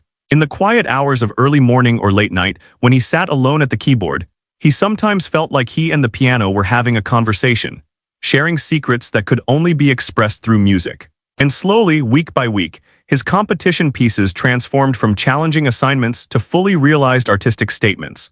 The Bach became a meditation on mathematical beauty and spiritual depth. The Chopin became a dramatic narrative of longing and triumph. The Debussy became a celebration of pure joy and sensory richness. Each piece was ready, polished to the point where Marcus could play them perfectly even when distracted or nervous. All that remained was to step onto the competition stage and show the judges what a blind boy from a small coastal town could do when given the chance, the support, and an instrument worthy of his dreams. The morning of the competition arrived with unseasonable warmth, as if March had decided to offer a preview of the spring that was still weeks away. Marcus woke before his alarm, his stomach tight with nerves that had been building for days. He lay in bed for a few minutes, mentally running through his pieces, his fingers twitching slightly against the blanket as they traced invisible patterns on invisible keys. He had played these works hundreds of times, could perform them in his sleep, but the knowledge that today they would be judged by professional musicians made everything feel different, more consequential. His mother had laid out his clothes the night before, black dress pants, a white button-down shirt, and a navy blazer that they had purchased specifically for this occasion. Marcus dressed carefully, his movements automatic from years of developing independence in his personal care. He ran his hands through his hair, trying to smooth it into something presentable, then made his way downstairs where he could already smell breakfast cooking. "How are you feeling?" Lisa asked as he entered the kitchen, her voice carrying the particular blend of encouragement and concern that mothers seem to perfect when their children face important challenges. "Nervous," Marcus admitted, sliding into his chair. "My hands feel shaky." "That's completely normal," David said, joining them at the table. Mrs. Hartwick said all performers get nervous before competitions. The key is to use that energy to sharpen your focus rather than letting it undermine your confidence. Marcus nodded, though he wasn't sure he understood the distinction. The nervousness felt overwhelming, a physical presence in his chest that made it hard to breathe deeply. He picked at his breakfast, managing only a few bites of scrambled eggs and toast before pushing his plate away. "You need to eat more than that," Lisa urged gently. "It's going to be a long day and you need your energy." Marcus forced down a few more bites, washing them down with orange juice that tasted too acidic in his anxious stomach. Finally, at 8:30, they loaded into the car for the drive to Portland. Mrs. Hartwick would meet them there, having driven up the night before to attend a pre-competition briefing for teachers. The Portland Center for the Performing Arts was a beautiful building that Marcus experienced primarily through sound and touch. His parents guided him through the main entrance, their voices describing the soaring lobby with its high ceilings and elegant chandeliers. Other competitors were already there, young pianists ranging from elementary school age to high school seniors, all dressed formally, all carrying the same mixture of excitement and anxiety that Marcus felt churning in his own stomach. Mrs. Hartwick found them quickly, her familiar voice cutting through the crowd noise. "There you are, Marcus, how are you feeling?" "Ready, I think," Marcus said, trying to sound more confident than he felt. "Good. Come with me, let's get you registered and find out when you'll be playing." The registration process was straightforward, and Marcus learned that he would be performing in the afternoon session, scheduled to play at 2:15. That meant hours of waiting, of listening to other competitors, of fighting to maintain his focus while his nerves continued to escalate. They found seats in the auditorium, a space that Mrs. Hartwick described as holding about 400 people. The stage held a magnificent Steinway concert grand, and Marcus would have a chance to practice on it briefly during a designated warm-up period before his performance. For now, they settled in to watch the morning competitors. The level of playing was extraordinarily high. These were the best young pianists in the region, students who had been training for years at prestigious music schools or with renowned private teachers. Marcus listened to a 10-year-old girl play a Mozart concerto with technical precision that seemed impossible for someone so young. He heard a 15-year-old boy perform a Rachmaninoff prelude with power and maturity that drew gasps from the audience. Each performance raised the bar, making Marcus increasingly aware of the challenge he faced. "Don't compare yourself to them," Mrs. Hartwick whispered, as if reading his thoughts. "You have your own strengths, your own voice. The judges aren't looking for perfection, they're looking for artistry and individual interpretation.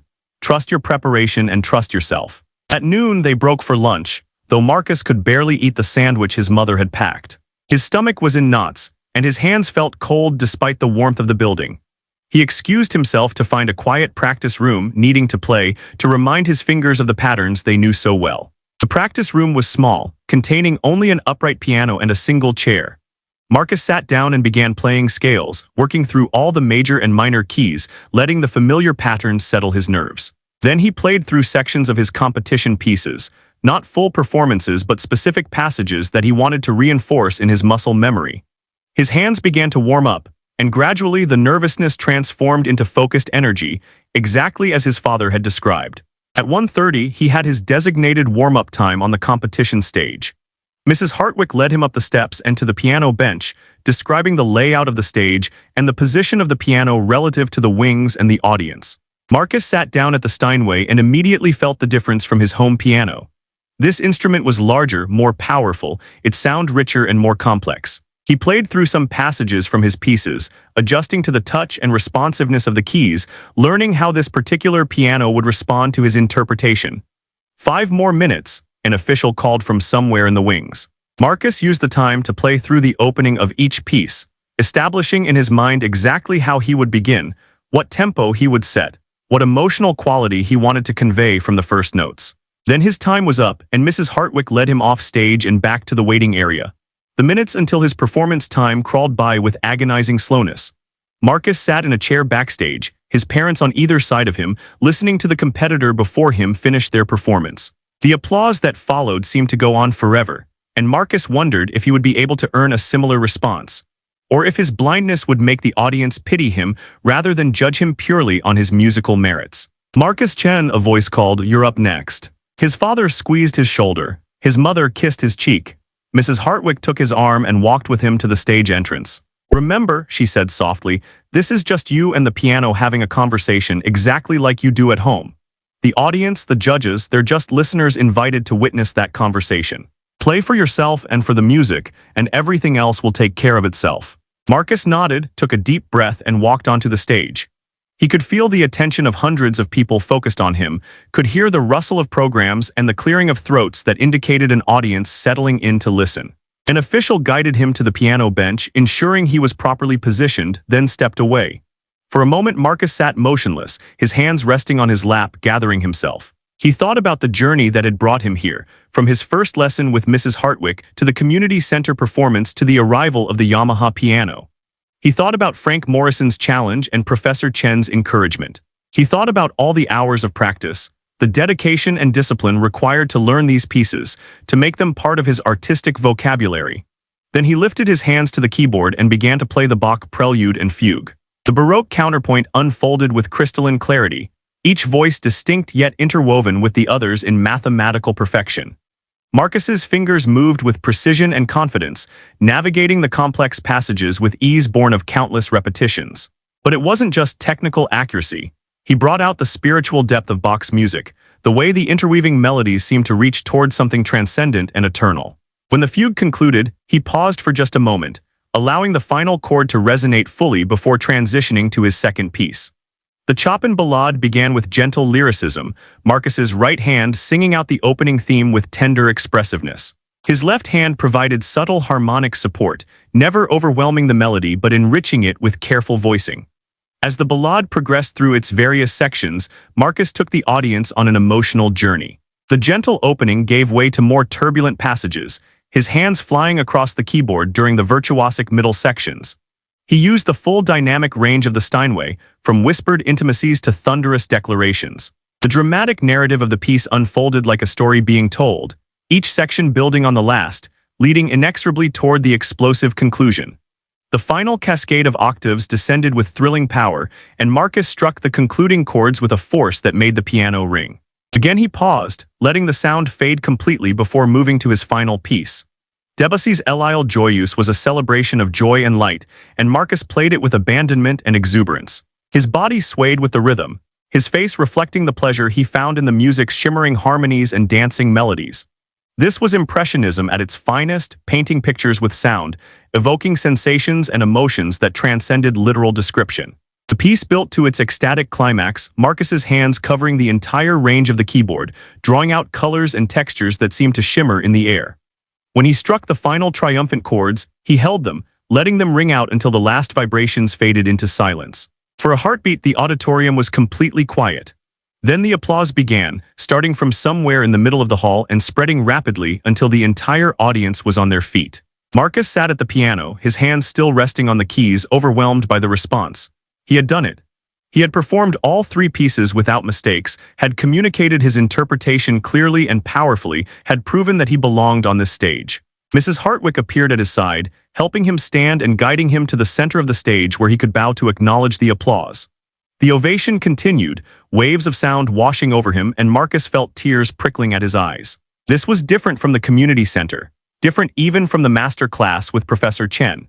This was validation from an audience of music lovers and fellow musicians who had heard dozens of talented pianists today and had chosen to respond to his performance with particular enthusiasm. Finally, the applause began to fade and Mrs. Hartwick led him off stage.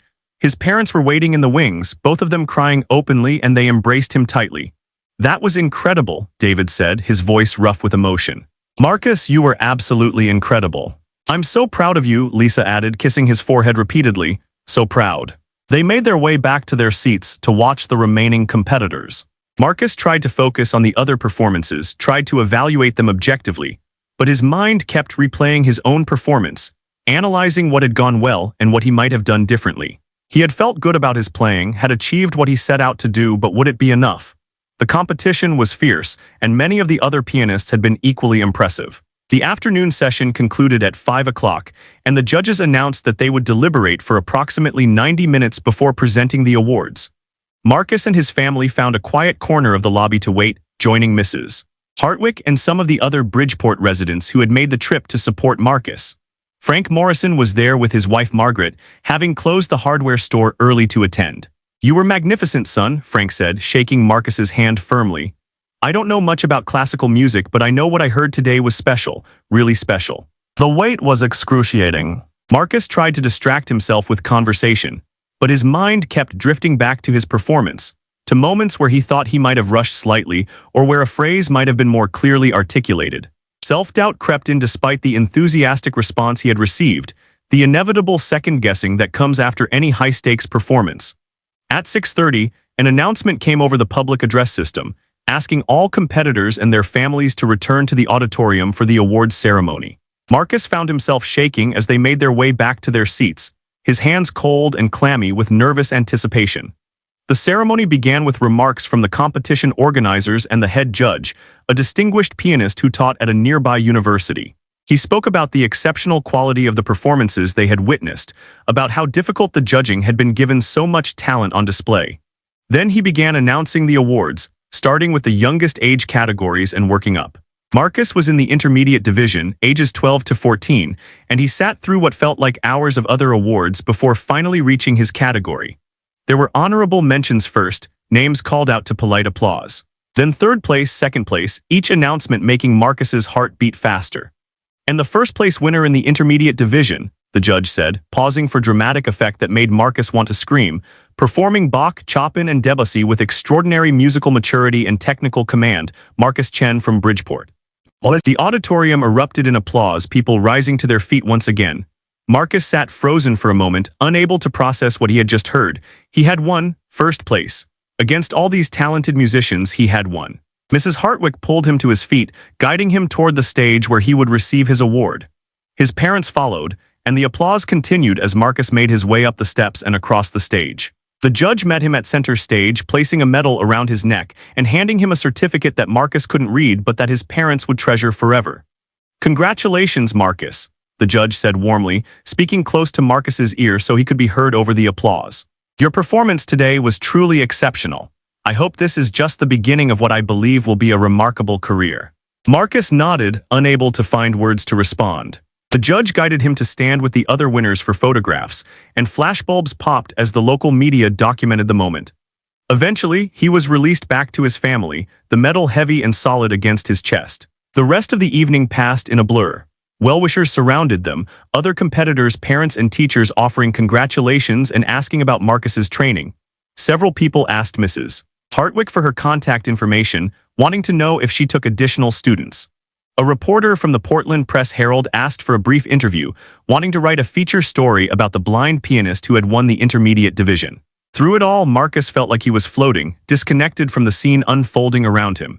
He had set a goal, had worked toward it with everything he had, and had achieved it. But more than the award itself, what mattered was the knowledge that he had performed at his best, had communicated his love of music clearly and powerfully, had proven to himself that he could compete at this level. On the drive home, with the medal still around his neck and exhaustion finally overtaking adrenaline, Marcus dozed in the back seat. His parents spoke quietly in the front, making plans, discussing possibilities that had seemed distant just hours ago but now felt within reach. "Professor Chen's offer to help with conservatory applications," David said. "We need to follow up on that. This win will strengthen his applications significantly." "The scholarship programs Mrs. Hartwick mentioned," Lisa added. "With this credential, he'll be a much stronger candidate." They were already thinking ahead, planning the next steps in a journey that was accelerating faster than any of them had anticipated. But for now, Marcus was content to simply rest, the medal warm against his chest, the memory of his performance still vivid in his mind. When they arrived home well after midnight, Marcus went straight to his piano. He needed to play, to reconnect with the instrument that had made all of this possible. He played softly, not wanting to wake the neighbors, his fingers moving through a simple nocturne that required no particular concentration. The Yamaha responded as it always did, its voice familiar and comforting after the unfamiliar Steinway of the competition stage. This was home, this conversation between his hands and these particular keys, in this room where he had spent hundreds of hours practicing and perfecting his craft. Tomorrow would bring phone calls and celebrations and articles in local papers. But tonight was just for him and the piano, for the quiet satisfaction of goals achieved and the excitement of possibilities yet to unfold. Marcus played until his fingers grew tired, until the music began to blur into sleep-tinged improvisation. Then he closed the lid carefully, placed the metal on top of the piano where it would catch the morning light he couldn't see but knew was coming, and made his way to bed. He had won, but more importantly, he had proven something to himself about dedication and possibility, about what could be achieved when talent met opportunity and support. The road ahead would bring new challenges, new competitions, new opportunities to grow as a musician. But for tonight, this victory was enough, this knowledge that he belonged among the best young pianists in the region, that his blindness was simply one aspect of who he was, not a limitation on what he could achieve. Not a limitation on what he could achieve. The months following the competition win brought changes that rippled through every aspect of Marcus's life like concentric circles spreading across still water. The Portland Press Herald feature article appeared 2 weeks after the competition, complete with a photograph of Marcus at the piano and quotes from Mrs. Hartwick about his exceptional talent and work ethic. The article was shared widely on social media, and suddenly Marcus found himself receiving messages from people across the country, blind students and their parents asking for advice, musicians offering encouragement, even a few agents and managers suggesting they might be interested in representing him if he decided to pursue a professional career. The story was picked up by national outlets, and Marcus gave interviews to NPR and a morning television show that sent a crew to Bridgeport to film him at home with his Yamaha. The segment aired on a Tuesday morning in late April, and by that afternoon, the video had been viewed millions of times online.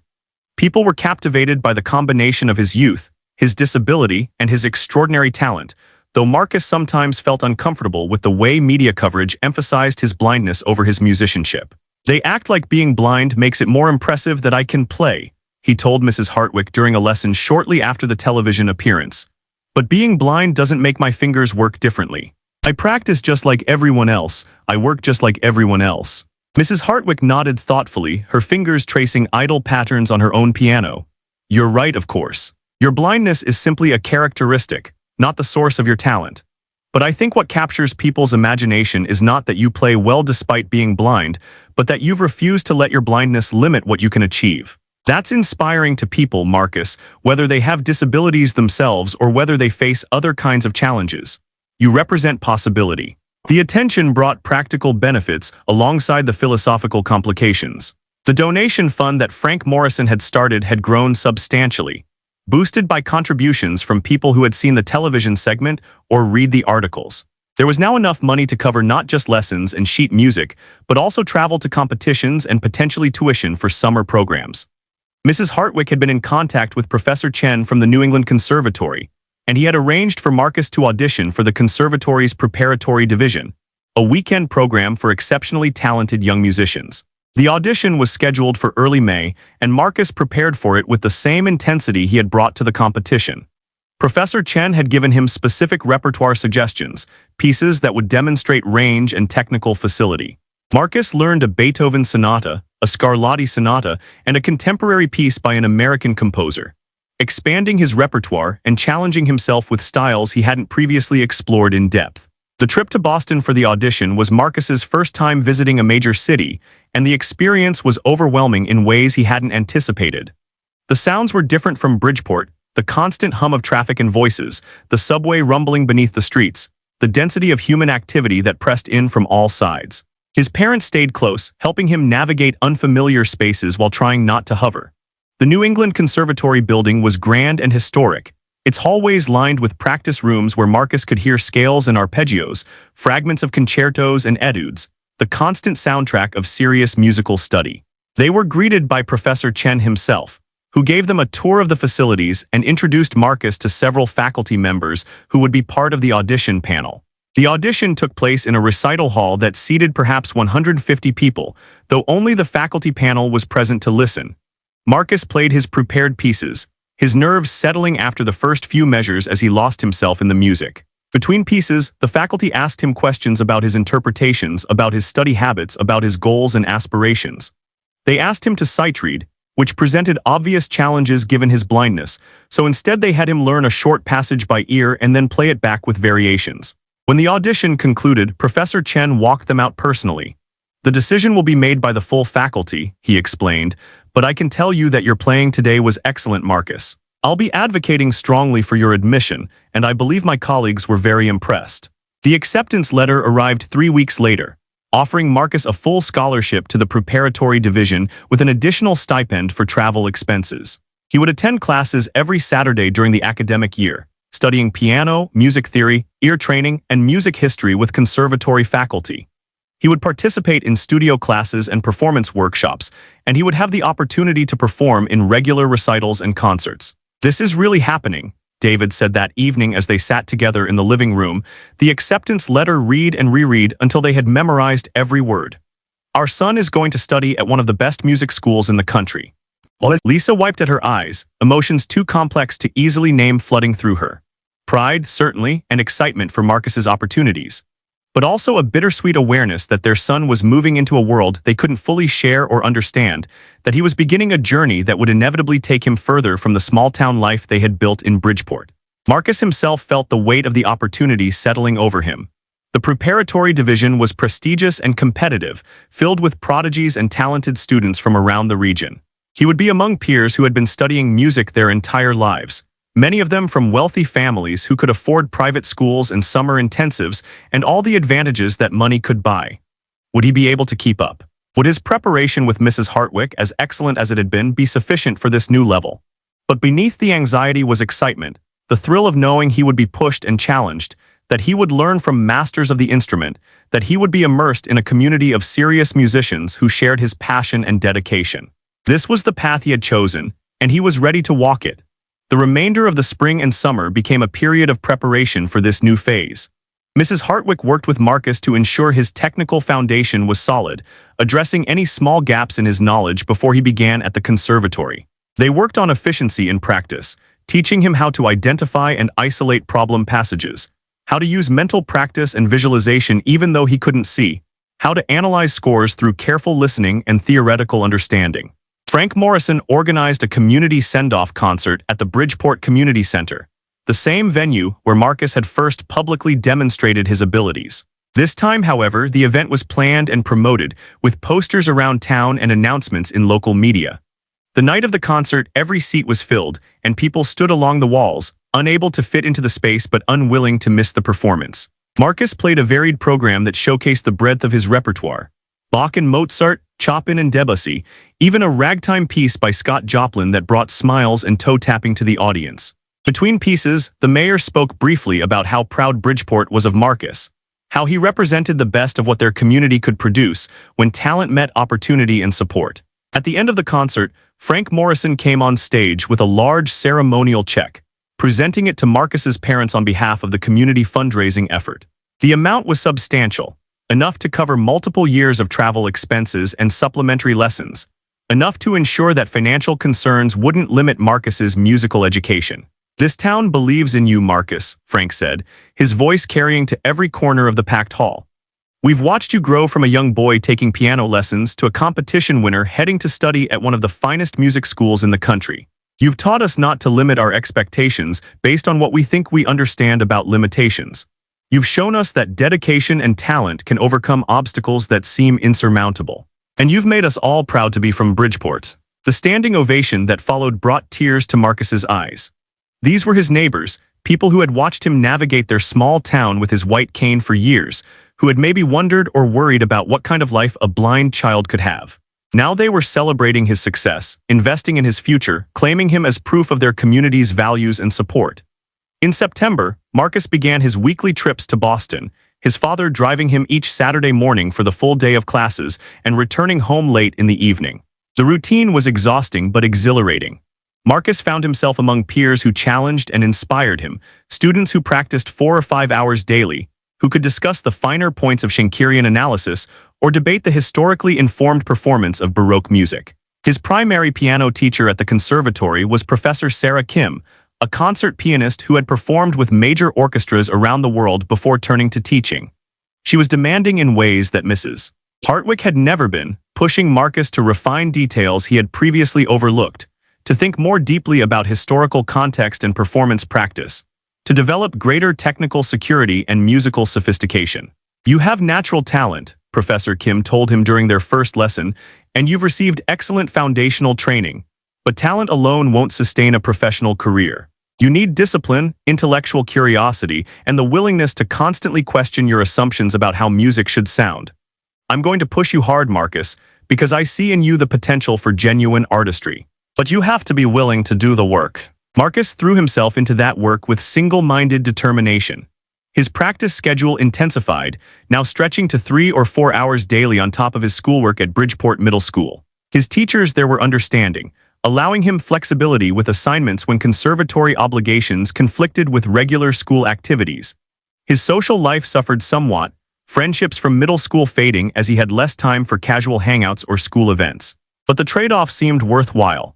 Marcus could feel himself improving week by week, his technique becoming more secure, his interpretations deepening, his understanding of music expanding exponentially.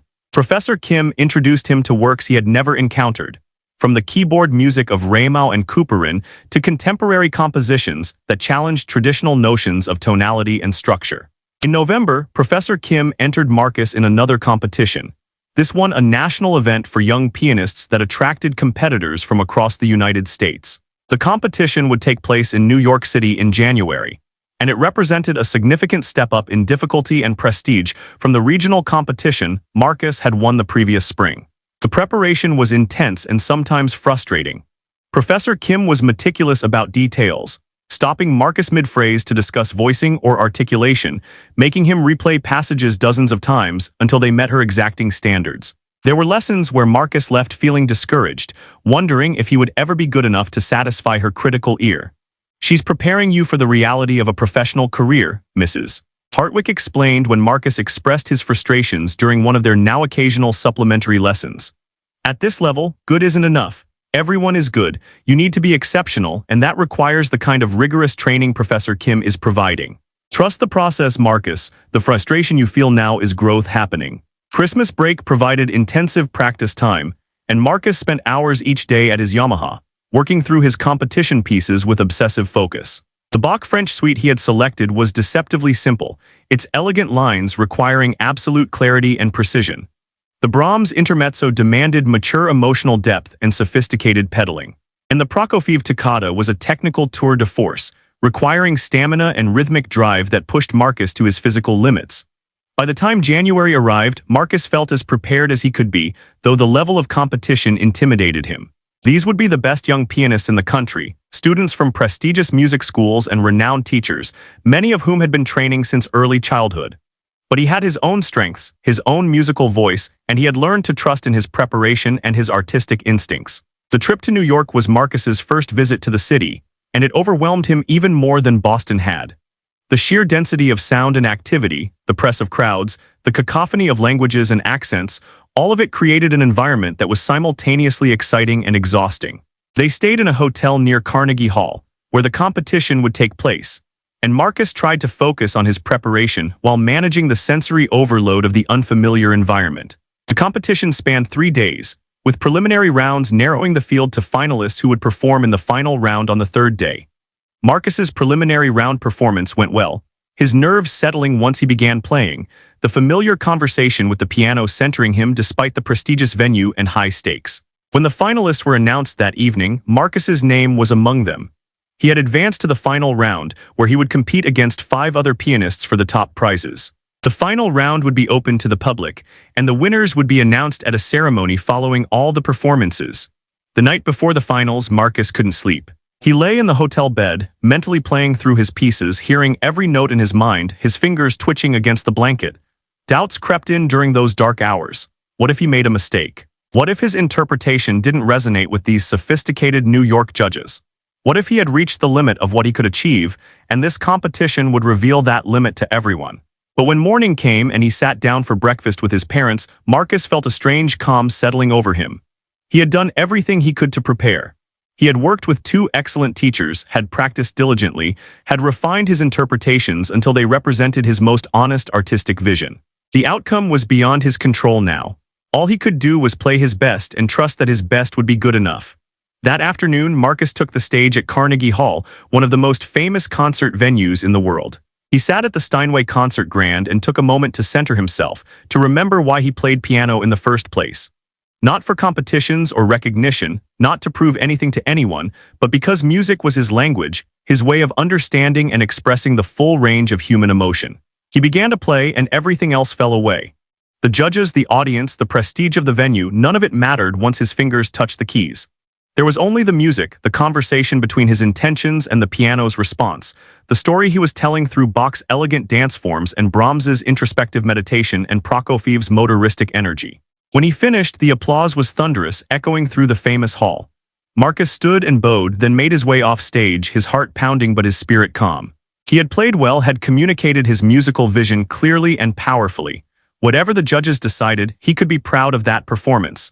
The wait for the results seemed interminable. The other finalists performed, each one demonstrating exceptional skill and artistry. Marcus listened carefully, trying to evaluate objectively, knowing that the competition was fierce and the outcome uncertain. Finally, all the performances concluded, and the judges retired to deliberate. Marcus sat with his parents and Professor Kim, who had traveled to New York to support him, in a quiet corner of the lobby. No one said much, the tension too thick for casual conversation. When they were called back to the hall for the awards ceremony, Marcus's hands were shaking. He listened as the judges announced third place, then second place, his name not called either time. And then the head judge stepped to the microphone to announce first place, and Marcus held his breath, hoping and fearing in equal measure what the next words might bring. Claude is AI and can make mistakes. Please double-check responses. Sonnet 4-5. Sonnet 4-5. 11:54 p.m. The head judge, a distinguished pianist named Dr. Eleanor Westbrook, whose recordings Marcus had listened to countless times, cleared her throat and let silence settle over the hall. Marcus sat in the darkness that was his constant companion, his parents on either side of him, his heart beating so hard he could feel it in his throat. Professor Kim sat directly behind them, her hand resting lightly on the back of his chair in a gesture of support. Before I announce our first place winner, Dr. Westbrook began, her voice carrying clearly through the famous hall, I want to speak briefly about what we look for when judging these competitions. Technical facility is important, certainly. Accuracy matters. But what separates a good performance from a truly great one is something harder to quantify. It's the ability to communicate directly to the listener's heart, to make us forget we're hearing notes on a page and instead transport us into an emotional landscape that feels both universal and deeply personal. She paused, and Marcus heard papers rustling as she consulted her notes. Today we heard 6 exceptional performances from young artists who represent the future of classical piano. Each one demonstrated remarkable skill and dedication. But one performance stood out for its maturity of interpretation, its technical command, and most importantly, its emotional honesty and communicative power. Marcus's fingernails dug into his palms. His mother's hand found his and squeezed tightly. The first-place winner of this year's National Young Artists Piano Competition, Dr. Westbrook announced, performing Bach, Brahms, and Prokofiev with wisdom beyond his years and technique that would be impressive at any age, is Marcus Chen from Bridgeport, Maine. For a moment, Marcus couldn't move. He sat frozen, unable to process what he had just heard. Then the applause began, a wall of sound that seemed to physically lift him from his seat. His parents were crying, his father's arms wrapping around him, his mother's voice in his ear saying something he couldn't quite make out over the roar of the crowd. Professor Kim helped him stand, guided him toward the stage where Dr. Westbrook waited to present him with the award. As Marcus climbed the steps, he heard the applause swell even louder, people rising to their feet throughout the hall. He reached center stage, and Dr. Westbrook placed a medal around his neck, heavier and more substantial than the one from the regional competition. Congratulations, Marcus, she said, her voice warm and genuine. That was one of the most moving performances I've heard in my 30 years of judging competitions. I have no doubt we'll be hearing great things from you in the years to come. She guided him to stand for photographs with the other winners, and flashbulbs popped from what seemed like every direction.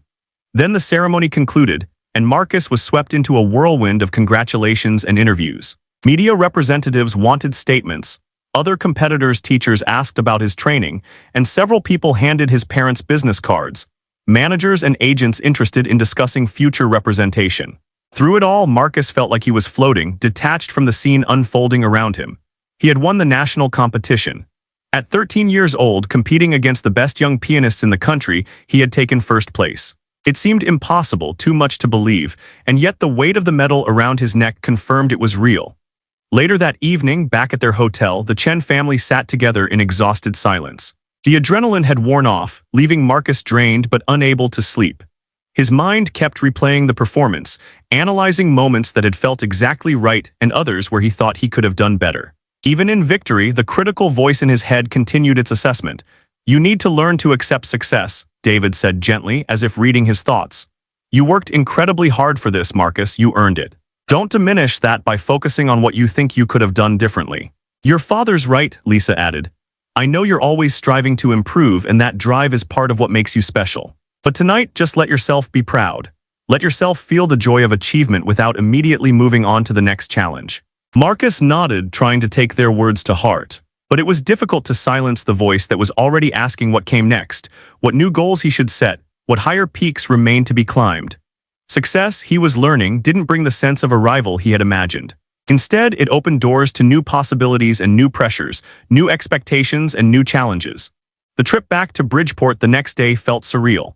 They stopped for breakfast at a diner in Connecticut, and Marcus's phone kept buzzing with messages of congratulation from people who had seen the news online. The competition results had been posted on social media, and the story of the blind 13-year-old winning the national competition was spreading rapidly. By the time they pulled into their driveway late that evening, the video of his performance had been viewed over 1 million times. School the next day was overwhelming. Marcus had hoped to slip back into normal routines, but his classmates and teachers made that impossible.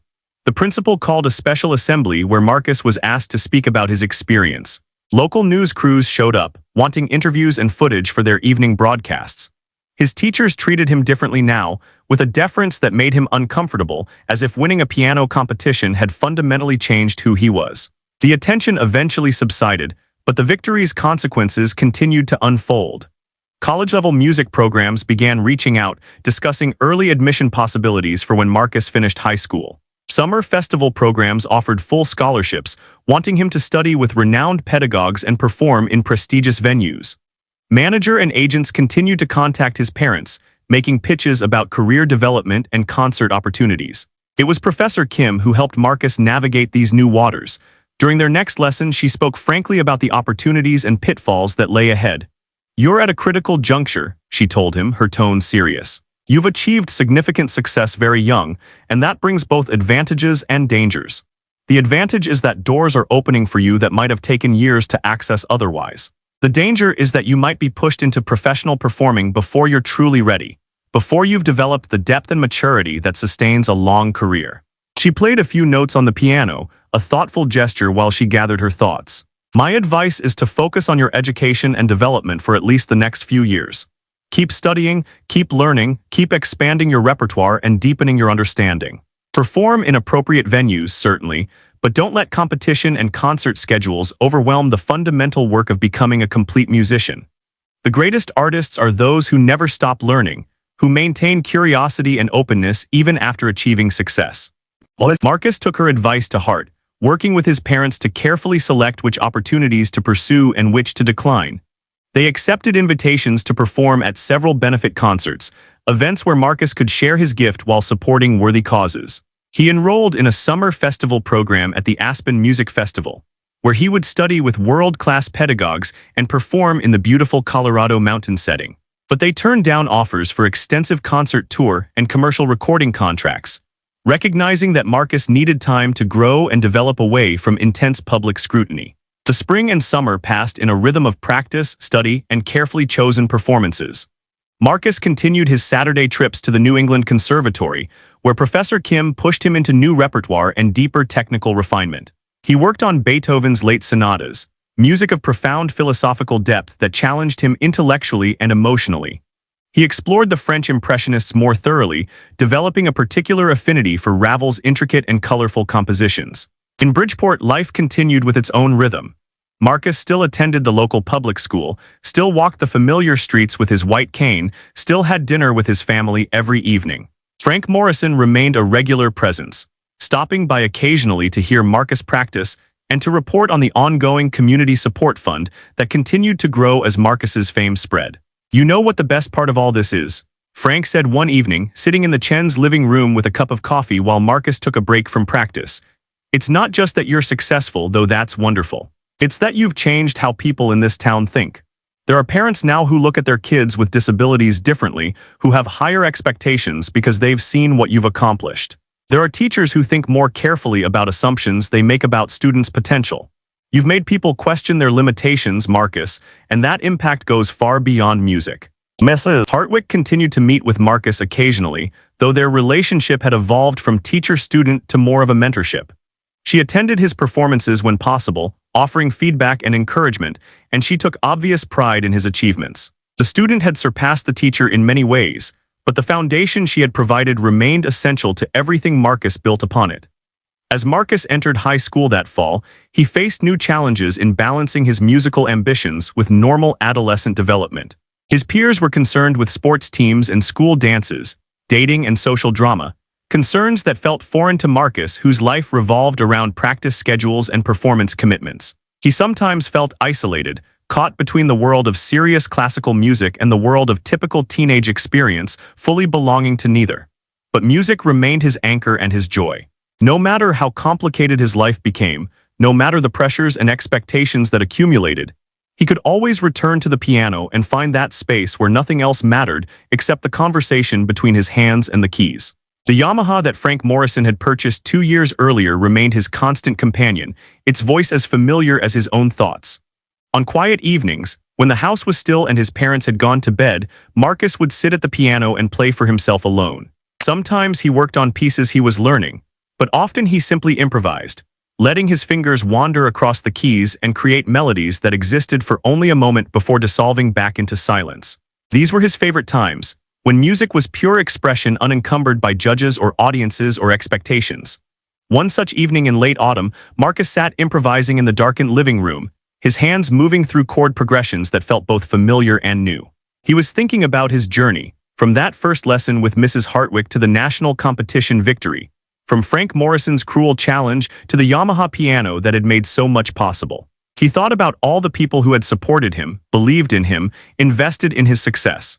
And he realized that his story wasn't really about overcoming blindness or achieving success despite disability. It was about a community that had learned to see past their assumptions, about teachers who had nurtured talent wherever they found it, about a man who had made a mistake and then worked to make it right.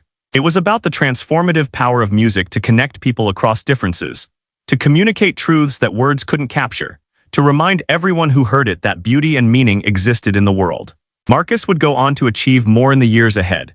He would perform in famous concert halls around the world, would record albums that would win critical acclaim, would teach at prestigious institutions and inspire new generations of pianists. But on this quiet November evening, sitting at the piano that had changed his life, he was simply a 15-year-old boy who loved music, who had been given opportunities and had worked hard to honor them, who had learned that limitations existed more in people's imaginations than in reality.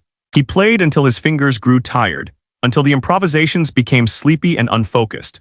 Then he closed the piano lid and sat for a moment in the silence, feeling grateful for the journey that had brought him here and excited for the journey still ahead. The medal from the national competition hung on his bedroom wall, a reminder of achievement. But the real victory was quieter and more personal, the knowledge that he had found his voice, his purpose, his way of contributing something meaningful to the world. Marcus made his way upstairs to bed, his hand trailing along the familiar banister, his feet finding each step automatically. Tomorrow would bring more practice, more study, more work toward goals that seemed to expand even as he reached them. But that was tomorrow. Tonight, he would sleep with the music still echoing in his mind, the conversation between his hands and the piano keys continuing even in dreams, carrying him forward into whatever came next. The piano sat silent in the living room below, waiting patiently for the morning when it would sing again, when Marcus's hands would return to draw out melodies and harmonies that existed nowhere else except in that moment of creation. It was more than an instrument now. It was a testament to possibility, to the power of second chances, to the beauty that emerges when talent meets opportunity and dedicated work. And it would continue to sing for years to come. A gift that kept giving, a challenge that had transformed into a promise fulfilled.